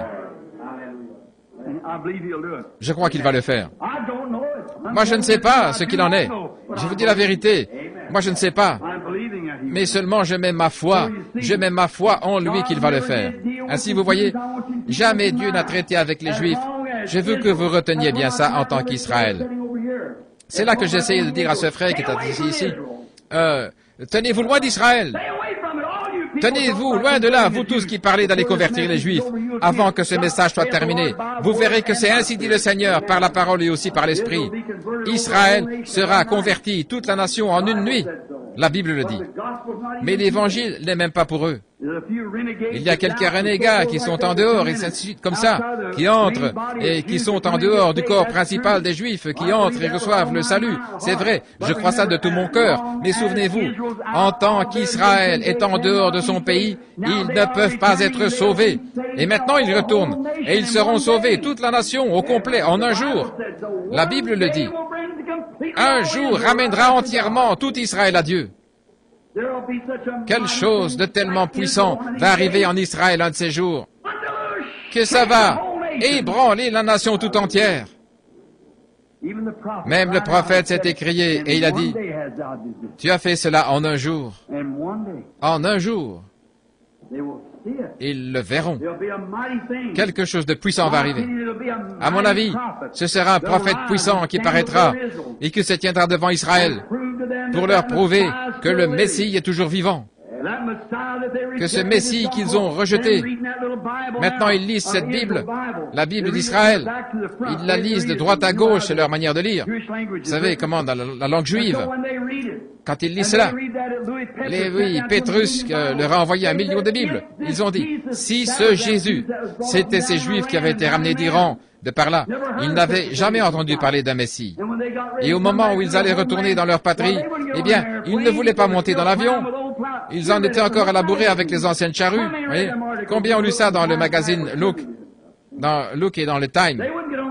Ils ne voulaient pas monter dans les avions. Et ce vieux rabbin, cette nuit-là, il a dit, « Souvenez-vous, notre prophète a dit que nous allions retourner dans notre patrie sur les ailes d'un aigle. » Les nations se disloquent. Israël se réveille. Les signes que la Bible a prédits. Les jours des nations sont comptés, remplis d'effroi. Retournez, ô dispersés, vers les vôtres. Frémez de vous réveiller. Vous l'avez entendu et entendu sans cesse, mais un de ces jours, ce sera la dernière fois. Israël retourne dans sa patrie. Le jour où Dieu décidera qu'Israël est une nation, ce jour-là, il n'y aura plus un seul non-juif de sauvé. Je vais le prouver par les 70 semaines. Si seulement je peux trouver ces jours. Je vais aller chercher des calendriers astronomiques, le julien, l'astronomique, le romain, tous ces calendriers. Il y a plus quelque part. Dieu le sait. Il peut le révéler. Voyez. Je sais que dans le calendrier julien, il y a 365 jours et un quart dans une année. Ainsi, il y a plein de confusion là-dedans. Mais il y a une vérité quelque part. Je vois tant d'églises, d'organisations, tant de gens qui prennent telle direction, et les uns, c'est « Je vous salue Marie », et les autres, ils adorent ceci, cela. Il faut qu'il y ait une vérité quelque part. Il faut qu'il y ait un Dieu quelque part. Il faut qu'il y ait un message quelque part. Je vois s'élever des faux prophètes qui imitent le discernement et toutes sortes d'autres choses qui se passent. Il faut qu'il y en ait un vrai quelque part qui ait servi de modèle à cette imitation. Je vois des gens qui entrent dans la chair, qui crient et qui s'emballent, et ensuite ressortis et vivent n'importe comment. Il faut qu'il y ait un Saint-Esprit authentique quelque part. Je vois des gens qui se donnent des airs religieux et tout, et qui essaient d'être pieux. Je sais qu'il y a un Dieu authentique quelque part. Il y a un esprit authentique quelque part, parce que cette espèce d'hypocrite, cette espèce de contrefaçon, c'est une imitation, mais il doit y avoir quelque chose de réel. Un homme, un peuple, une église, un Dieu. Il faut qu'il y ait quelque chose de vrai quelque part. Parce que ceux-là ne sont que des imitations. Il y a quelque chose de vrai quelque part. J'ai parlé à cette église au sujet des dons. Faites attention à vos dons. Gardez-les conformes à la Bible. N'acceptez pas un substitut alors que les cieux sont remplis des vrais dons. Tenons-nous aux vrais, prenons les vrais, ou n'en prenons pas du tout. Maintenant, c'est un fait que Dieu traite avec Israël seulement quand elle est dans sa patrie. Prenons par exemple, quand Abraham a quitté sa patrie pour aller en Égypte, qu'est-ce qui est arrivé? Il s'est éloigné de la volonté de Dieu et il n'a plus été béni tant qu'il n'est pas retourné dans sa patrie. Dieu n'a plus traité avec lui. Pas une vision, rien d'autre tant qu'il n'est pas retourné dans sa patrie. Regardez Israël. Quand ils ont été envoyés en Égypte pour 400 ans. Pas un miracle. Pas un seul signe. Pas la moindre chose au milieu d'eux. Il n'y a rien de mentionné dans l'histoire du livre. Toujours le même train-train. Aller à l'église, offrir l'agneau, dire un « Je vous salue Marie » ou ce qu'il fallait dire et retourner. L'année suivante, c'est pareil. Les prêtres étaient tous là à se disputer. Le rabbin tel, on va élire le rabbin tel. Il a fait plus d'études, il connaît mieux les Égyptiens. Et bientôt les Égyptiens, ils étaient tous pareils. C'est exactement ce qui est arrivé à l'église.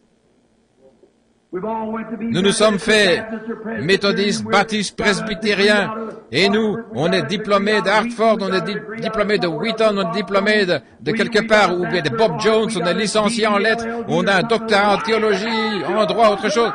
Et ça donne quoi au bout du compte? Des absurdités. C'est comme ça que ça se passait en Égypte. Et Dieu n'a jamais traité avec Israël tant qu'elle n'est pas retournée dans sa patrie. Écoutez-moi! Ainsi dit le Seigneur.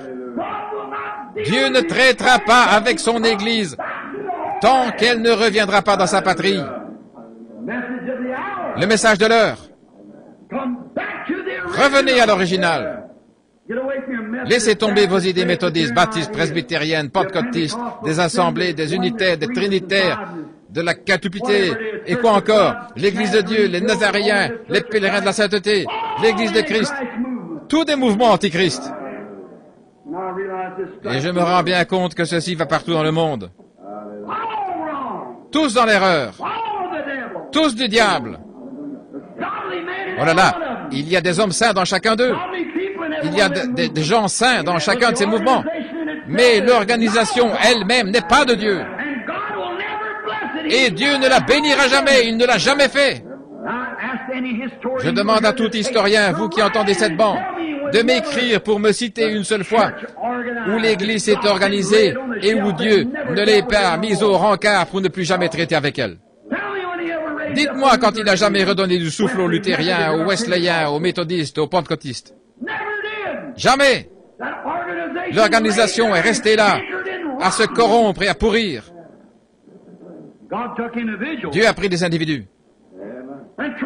Il a essayé de se montrer aux gens, de leur montrer le chemin vers la patrie.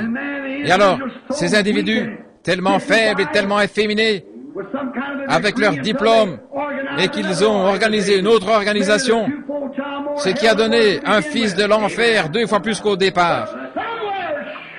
Mais quelque part, assurément, Jéhovah a un homme sur lequel il peut mettre la main. Il ne fera aucun compromis avec ces organisations impies qui ramènera les gens au rocher Jésus-Christ, qui les ramènera à la Pentecôte originelle et au Saint-Esprit originel, avec les signes originels et les prodiges originels. Assurément, il y en a un qui ne va pas céder sous le poids d'aucune persécution, qui ne va pas abandonner, démissionner, flancher et rien d'autre, qui tiendra ferme. Dieu ne bénit jamais Israël tant qu'elle n'est pas dans sa patrie. Dieu ne vous bénira jamais comme méthodiste, baptiste, presbytérien, catholique ou comme pèlerin de la sainteté, nazaréen, l'Église de Christ ou d'une organisation pentecôtiste. Il ne vous bénira jamais sur ces voies-là. Revenez à la patrie, au commencement. Revenez à l'expérience de la Pentecôte, telle qu'elle s'est produite le jour de la Pentecôte, quand la puissance du Dieu vivant a changé ces milliers de gens et a enflammé leur cœur du feu de Dieu, qui montrait des signes authentiques, pas des imitations, pas un genre de télépathie, pas de la moquerie, ou une vraie foire comme ça devient ici en Amérique. Qui a la plus grande tente, qui a la plus grande foule? Qu'est-ce que ça peut bien faire pour Dieu? Dieu veut que... C'est des gens au cœur honnête, pas des grandes foules. Ici, on se trouve au milieu d'une vraie foire d'empoigne. Quelle honte! Essayez d'ajouter 1 millier de membres à notre organisation. C'est une disgrâce. Il veut que nous revenions à la vérité, que nous revenions à l'esprit, que nous revenions à la lumière juste, que nous revenions au chemin en Christ. De retour à la vérité. Comment pourra-t-il nous bénir sur la voie que nous suivons? Il ne le fera pas. Il n'a jamais béni Israël tant qu'ils ne se sont pas retournés au pays promis. Et quand ils sont retournés au pays promis, des signes et des prodiges ont commencé à se produire. Il leur a envoyé au milieu d'eux un homme du nom de Moïse. Et est-ce que Moïse s'est présenté là avec une théologie raffinée? Est-ce qu'il s'est présenté avec un diplôme de licencié en lettres? Est-ce qu'il s'est présenté avec un doctorat en droit ou en philosophie? Il est descendu là avec la puissance de Jéhovah et avec un message. Retournez de ce pays à la patrie. Retournez, ô dispersés, vers les vôtres. Amen.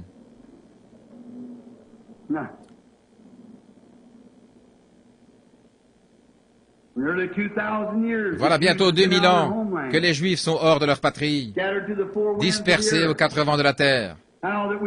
Ce message, nous pourrions le faire durer des semaines si nous devions entrer dans les détails. Nous pourrions remonter l'histoire d'Israël et montrer qu'elle a été dispersée par l'Empire romain après avoir rejeté le Messie, qu'elle a été dispersée dans toutes les nations qu'il y a sous le ciel. Nous pourrions remonter à Jacob, Israël, dans Genèse 44 et 45, et montrer comment, à l'époque, il a béni les patriarches et leur a dit exactement quelle serait leur situation dans les derniers jours. Et je peux vous montrer exactement chaque nation d'Israël, chaque tribu d'Israël, placée dans les nations exactement là où il avait été dit qu'elle serait. Et nous y voilà aujourd'hui. Les Juifs que nous connaissons, ce ne sont pas les vrais Juifs. Les vrais Juifs, ce sont ces Juifs orthodoxes qui ne se sont pas souillés avec les choses du monde, qui ne sont pas sortis pour se joindre à d'autres églises. Ce sont eux qui retournent là-bas, qui vivent de fromage, de pain, à flanc de collines. Ils n'ont pas le droit d'entrer dans la vieille ville. Ils ont dû se construire une ville de ce côté-ci, dans un no man's land, avec des mitraillettes pointées des deux côtés. Mais elle a commencé à pousser ses bourgeons. Amen et amen. Le temps est proche. Ismaël et Isaac sont encore là à se disputer le terrain, mais il appartient à Israël. S'il vous arrive d'aller dans la Nouvelle Jérusalem, on ne vous laissera pas passer dans la vieille Jérusalem. Vous devrez d'abord aller là-bas pour qu'ils vous expliquent tout ça, les Arabes, et après, ils vous font passer de l'autre côté. Ça, ce sont les enfants d'Ismaël. Mais attendez, il viendra un temps où les enfants de Dieu la reprendront. C'est exact. Jérusalem sera reconstruite. Le sacrifice perpétuel sera rétabli. Et l'Antichrist fera une alliance pour les 7 dernières semaines. Et au milieu, il rompra cette alliance. Il les fera tous passer au catholicisme. C'est comme ça que l'abomination se répandra partout et alors la fin viendra. 70 semaines. Oui, il y a bientôt 2000 ans qu'ils sont loin. Ils se sont fait chasser.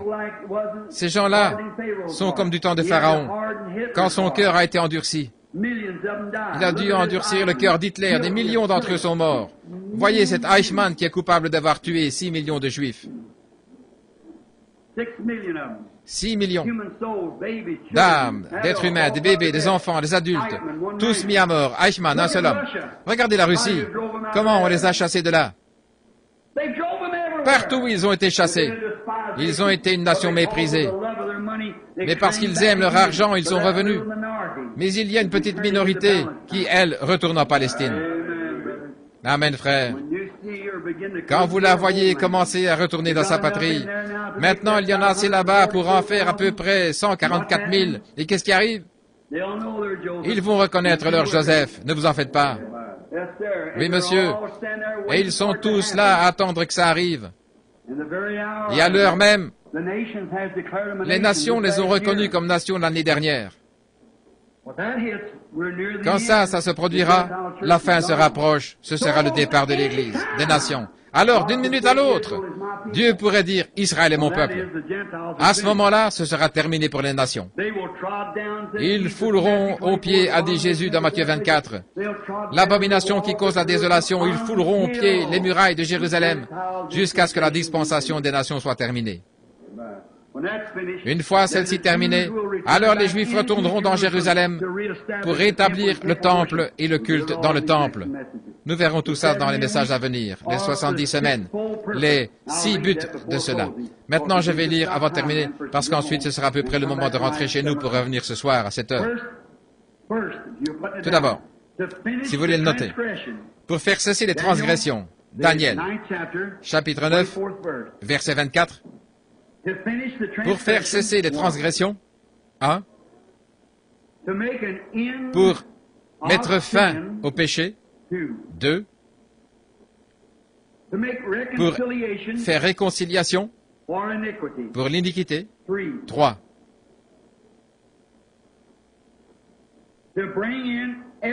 pour ramener la justice éternelle, 4,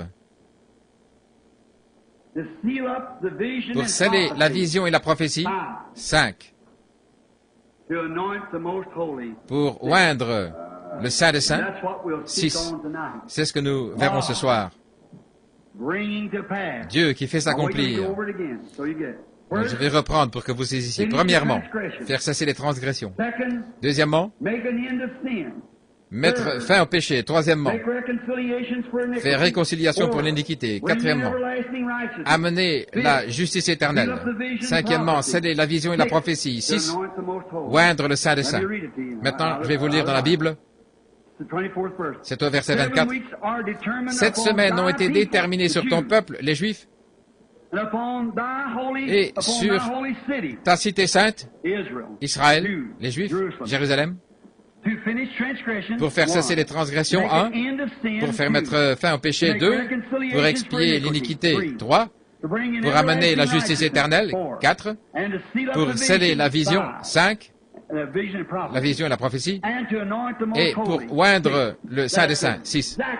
Voilà exactement ce qu'il est venu lui annoncer, ce qui arriverait, après quoi ce serait la fin. Maintenant, ce soir, nous allons trouver ce que sont ces choses et voir combien nous en sommes proches. Et dimanche prochain, nous allons voir ces repères dans le temps et déterminer exactement où nous en sommes. Je l'aime. Israël, qui retourne dans sa patrie. Israël. Permettez-moi juste de dire ceci maintenant. Je pense que ce n'est plus enregistré. Permettez-moi de dire ceci. À l'heure même où Israël est devenu une nation, la raison pour laquelle j'ai toujours cru, je le dis devant mon auditoire ici, qu'il y avait quelque chose que j'allais avoir un rôle à jouer avant de mourir pour ramener Israël au Seigneur. Parce que, à l'heure même, d'après la charte panaméricaine, où Israël a été déclaré une nation pour la première fois depuis 2000 ans, depuis la dispersion, c'est à cette heure même exactement que l'ange du Seigneur m'a rencontré là-bas, avec l'Évangile. Exactement en même temps. Le 7 mai 1946. Et aussi, une autre chose qui me fait savoir cela, c'est qu'il ramène le cœur des enfants au Père et le cœur des pères aux enfants. Le message. Maintenant, remarquez, Malachie 4. Autre chose, quand mon fils Billy, mon fils, et frère Ern Baxter, nous étions en route pour Palestine, après avoir rencontré les Juifs chez frère Argenbright, et qu'ils m'ont vu là à la réunion, c'est Lévi Petrus qui avait envoyé les Bibles là-bas. Il a dit, ces Juifs sont venus lui dire, si vous convoquez un groupe des chefs d'Israël, je ne parle pas de ces nouveaux rabbins avec tout leur cérémonial, mais si vous rassemblez les vrais Juifs, les vrais chefs israélites, nous avons lu le Nouveau Testament et nous savons que quand le Messie viendra, il nous dira ces choses. Comme la femme en Samarie, nous savons que Moïse a dit que notre Messie serait un prophète. Et quand vous pourrez leur dire et leur montrer par les Écritures que c'est ce que nous allons voir dans le message ce soir, qu'ils devaient être aveuglés et que leur cœur devait être retranché pour permettre à la période des nations de venir, pour qu'on ait un temps d'expiation pour les nations, et que leurs cœurs ont été endurcis exactement comme au temps de Joseph, et ainsi de suite. Et qu'ensuite, vous faites venir ces Juifs quelque part, et que vous appelez ces hommes-là dans l'auditoire, comme vous le faites ici avec les gens des nations, par cette inspiration de l'Esprit. En effet, si ce Jésus, s'il est le Messie, et que vos paroles sont vraies, alors il n'est pas mort, il est vivant. Et s'il est vivant, il a promis d'être dans ses serviteurs, ses disciples. Et si nous pouvons le voir accomplir le signe du prophète, alors nous croirons qu'il est le Messie. Quelle chose parfaite. Exactement. Qu'est-ce que ça ferait? Alors une nation naîtrait en un jour parmi les leaders. Chacun d'entre eux dirait, nous le savons. Et une fois que ce rabbin a dit ça, c'est réglé. Une nation naîtrait en un jour. Israël naîtrait en un jour. J'étais en route pour y aller. J'étais au Caire, en Égypte, avec le ticket dans la main. 15 ou 20 minutes avant l'appel. Ils allaient faire l'appel. Je me suis approché pour regarder un petit objet en ébène, un petit éléphant d'ébène avec des défenses en ivoire.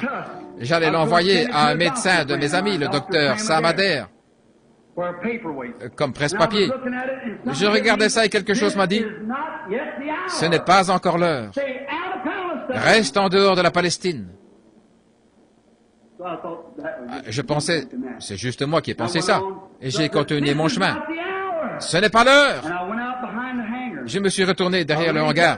J'ai levé la tête vers Dieu. J'ai dit, oh Dieu, est-ce que c'est toi qui me parlais? Il a dit, ce n'est pas l'heure.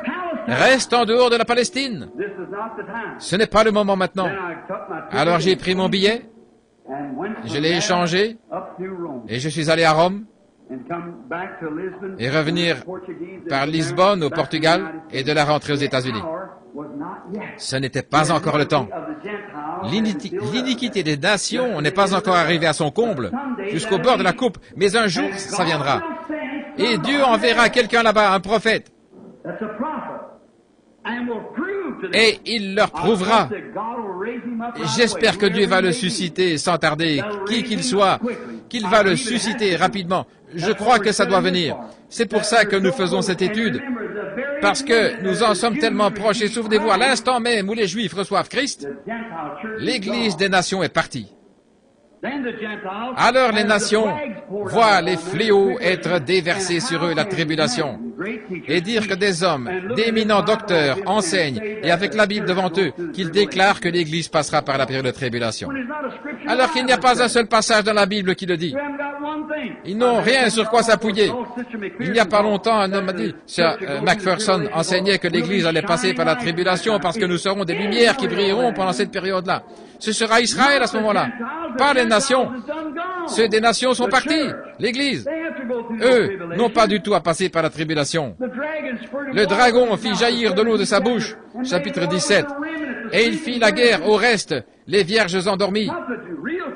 La vraie Église, elle est partie, elle est déjà soupée de noces.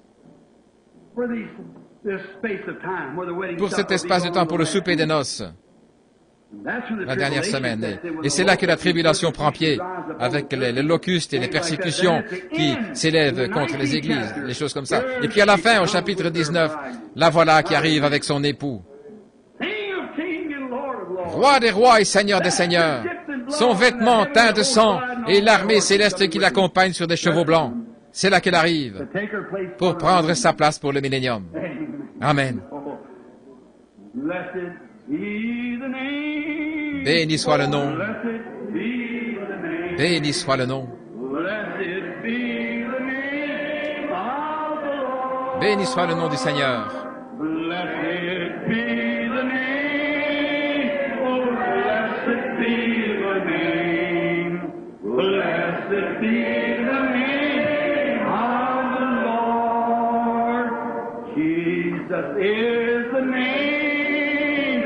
Jesus is the name.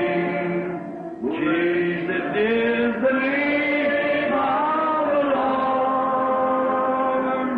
Jesus is the name. Oh, Jesus is the name. Jesus is the name of the Lord. Magnify His name. Oh, magnify His name. Magnifiez son nom. Oh, magnify the name of the Lord. Magnifiez le nom du Seigneur. Magnify the name. Oh, magnify the name. Magnify the name of the Lord. How do you do it? Comment le faire? Great in your life. Rendez-le, magnifiez dans votre vie. Vivez une vie telle qu'on puisse dire, voilà un serviteur de Christ. C'est comme ça que vous magnifiez le nom. Voyons un petit peu. Oh, ne l'aimez-vous pas? Oh là là. Dans une crèche il y a longtemps, et je sais que c'est vrai, un enfant naquit pour sauver les hommes de leurs péchés. Jean le vit sur le rivage, un agneau pour tous les âges. Cet agneau avec les 7 sceaux, le seul dans le ciel et sur la terre qui a pu prendre le livre.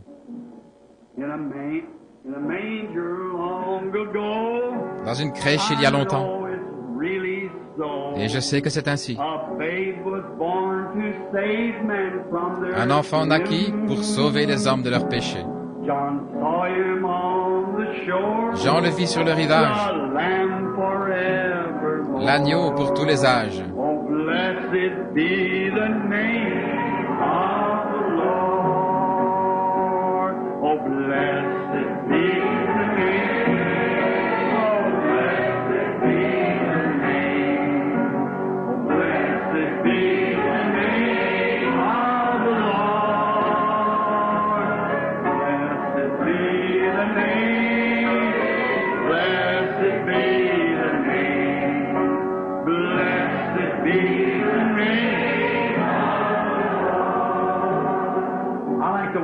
J'aime adorer, pas vous.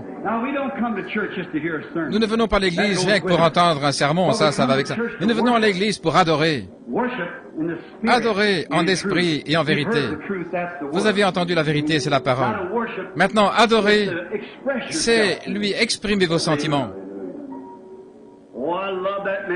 Oh, j'aime l'homme de Galilée. Donnez-nous la note pour ça.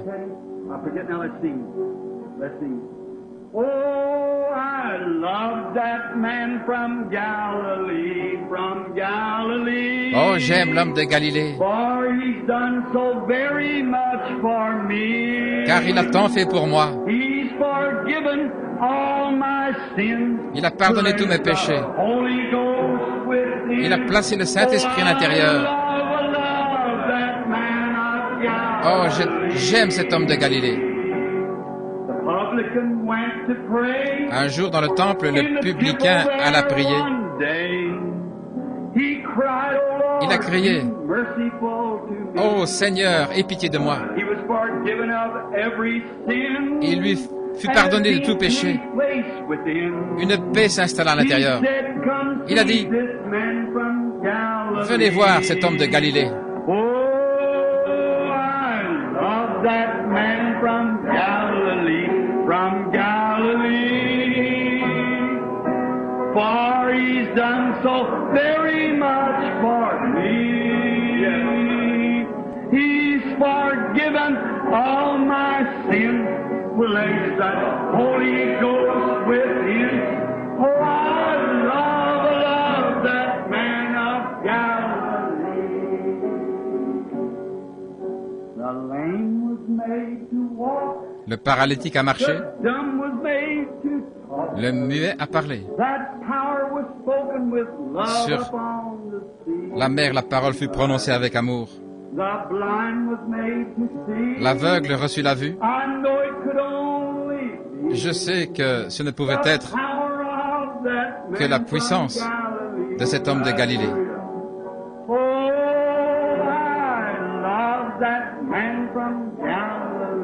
From Galilee, for he's done so very much for me. He's forgiven all my sins, place that Holy Ghost within. Oh, I love that man from Galilee. Listen. Écoutez bien ici. The woman à la femme au puits, il lui a dit tous ses péchés. Il lui a dit qu'elle avait eu 5 maris. Elle fut pardonnée de tout péché. Elle reçut la paix profonde. Alors elle cria, « Venez voir cet homme de Galilée. » Love that man from Galilee, for he's done so very much for me. He's forgiven all my sins, place the Holy Ghost within. Oh, I love that man from Galilee.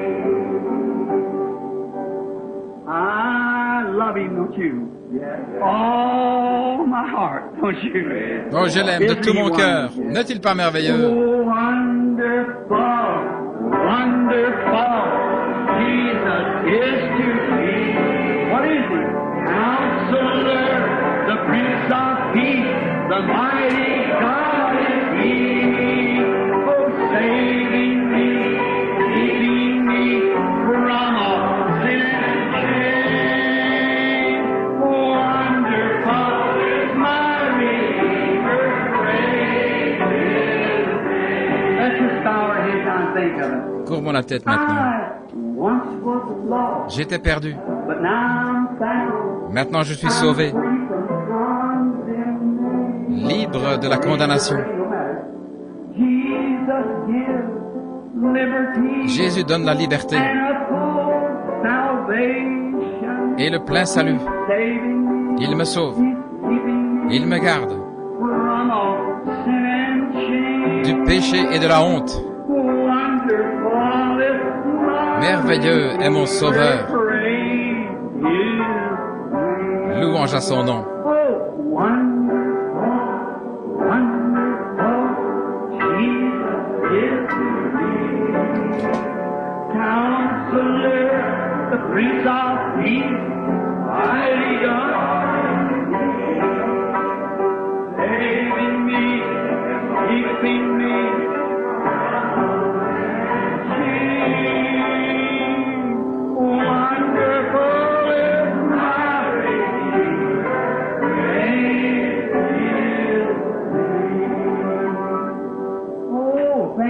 Oh, pensez-y.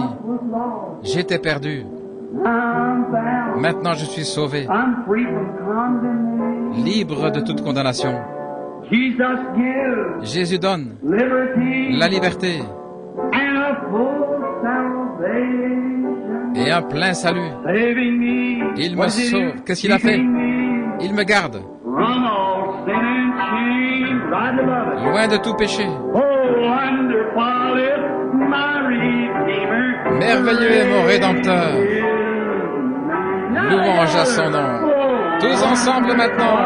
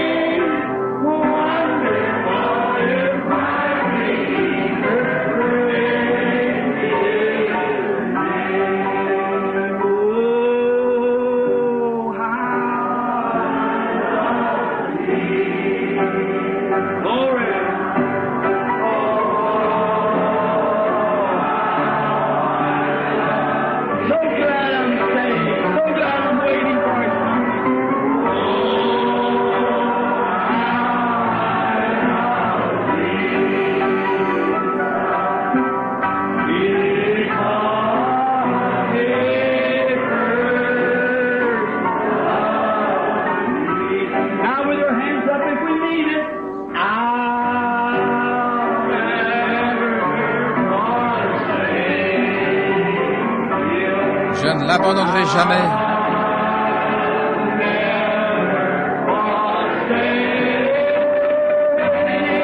Je ne l'abandonnerai jamais.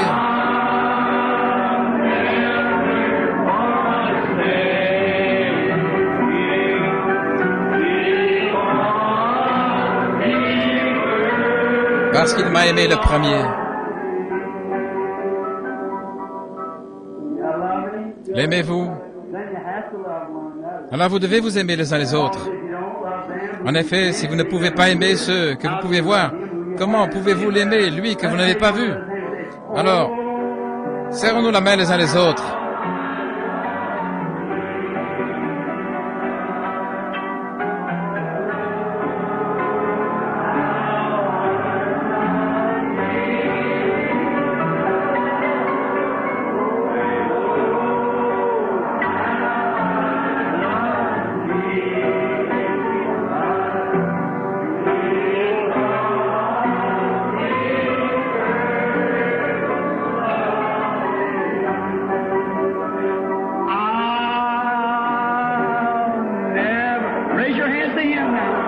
Levez les mains vers lui maintenant.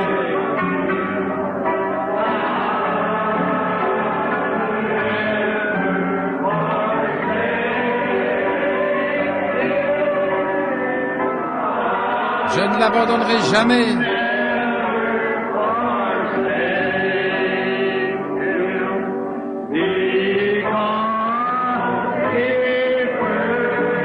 Parce qu'il m'a aimé le premier. Pensez seulement, il nous a fait connaître cette grande révélation. Nous l'aimons, n'est-ce pas? N'est-il pas merveilleux?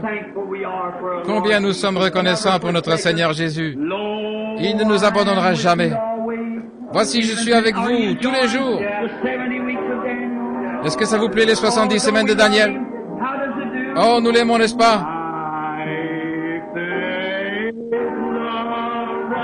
Ma foi regarde à toi.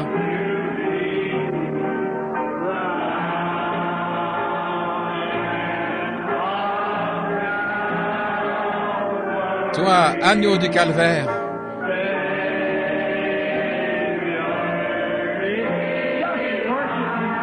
adorez-le simplement dans votre cœur.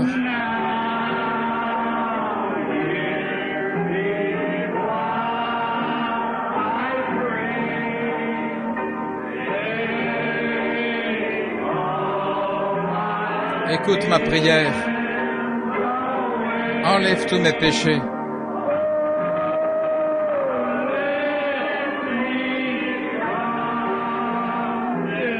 Laisse-moi dès ce jour être entièrement à toi.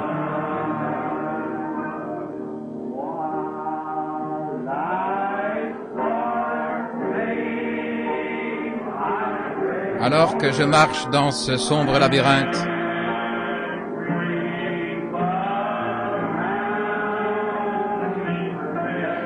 entouré de malheurs,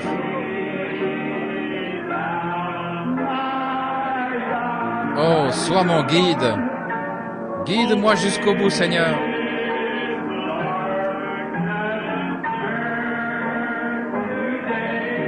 Disperse ces ténèbres.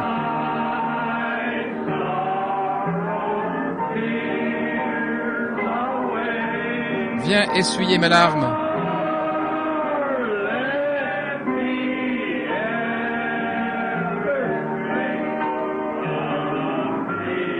Ne me laisse jamais m'égarer loin de toi.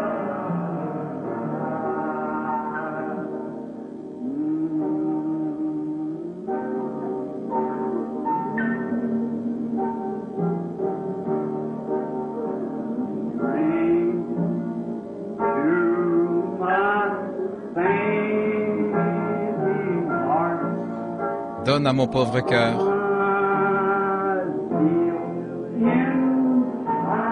un nouveau zèle.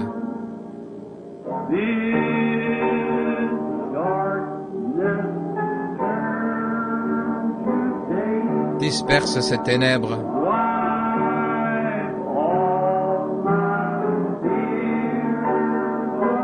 Viens essuyer mes larmes.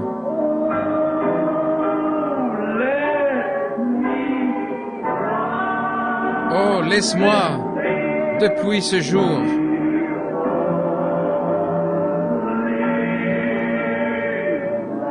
être entièrement à toi.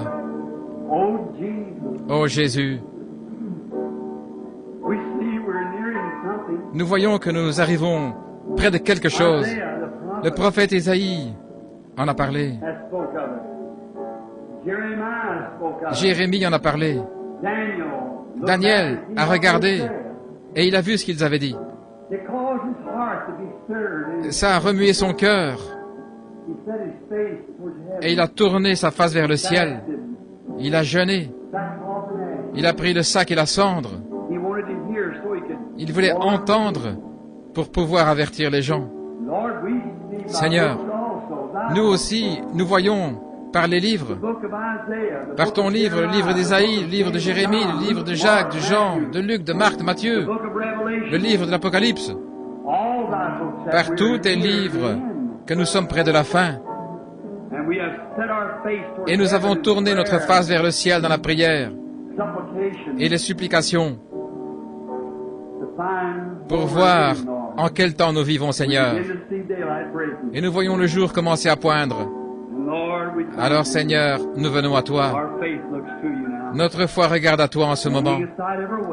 Nous mettons de côté tout fardeau, tout péché, toute petite incrédulité qui nous enveloppe si facilement. Et nous courons maintenant vers le but de la vocation céleste, car nous savons que notre temps est limité. Bénis les gens ici, Seigneur, ils t'aiment, ils sont à toi. Ils sont sortis, c'est toi qui donnes la révélation. Nous te prions de nous accorder ces choses, alors que nous nous attendons à toi. Donne-nous un bon après-midi d'études, Seigneur. Donne-nous de la compréhension. Ramène-nous frais et dispos ce soir, Seigneur. Ouais, moi cet après-midi. Alors que j'étudierai, Seigneur, les 6 raisons de la visite de Gabriel. Si Gabriel est venu faire une visite et qu'il a donné 6 sens à cela, Seigneur, nous devons savoir ce qu'il en est.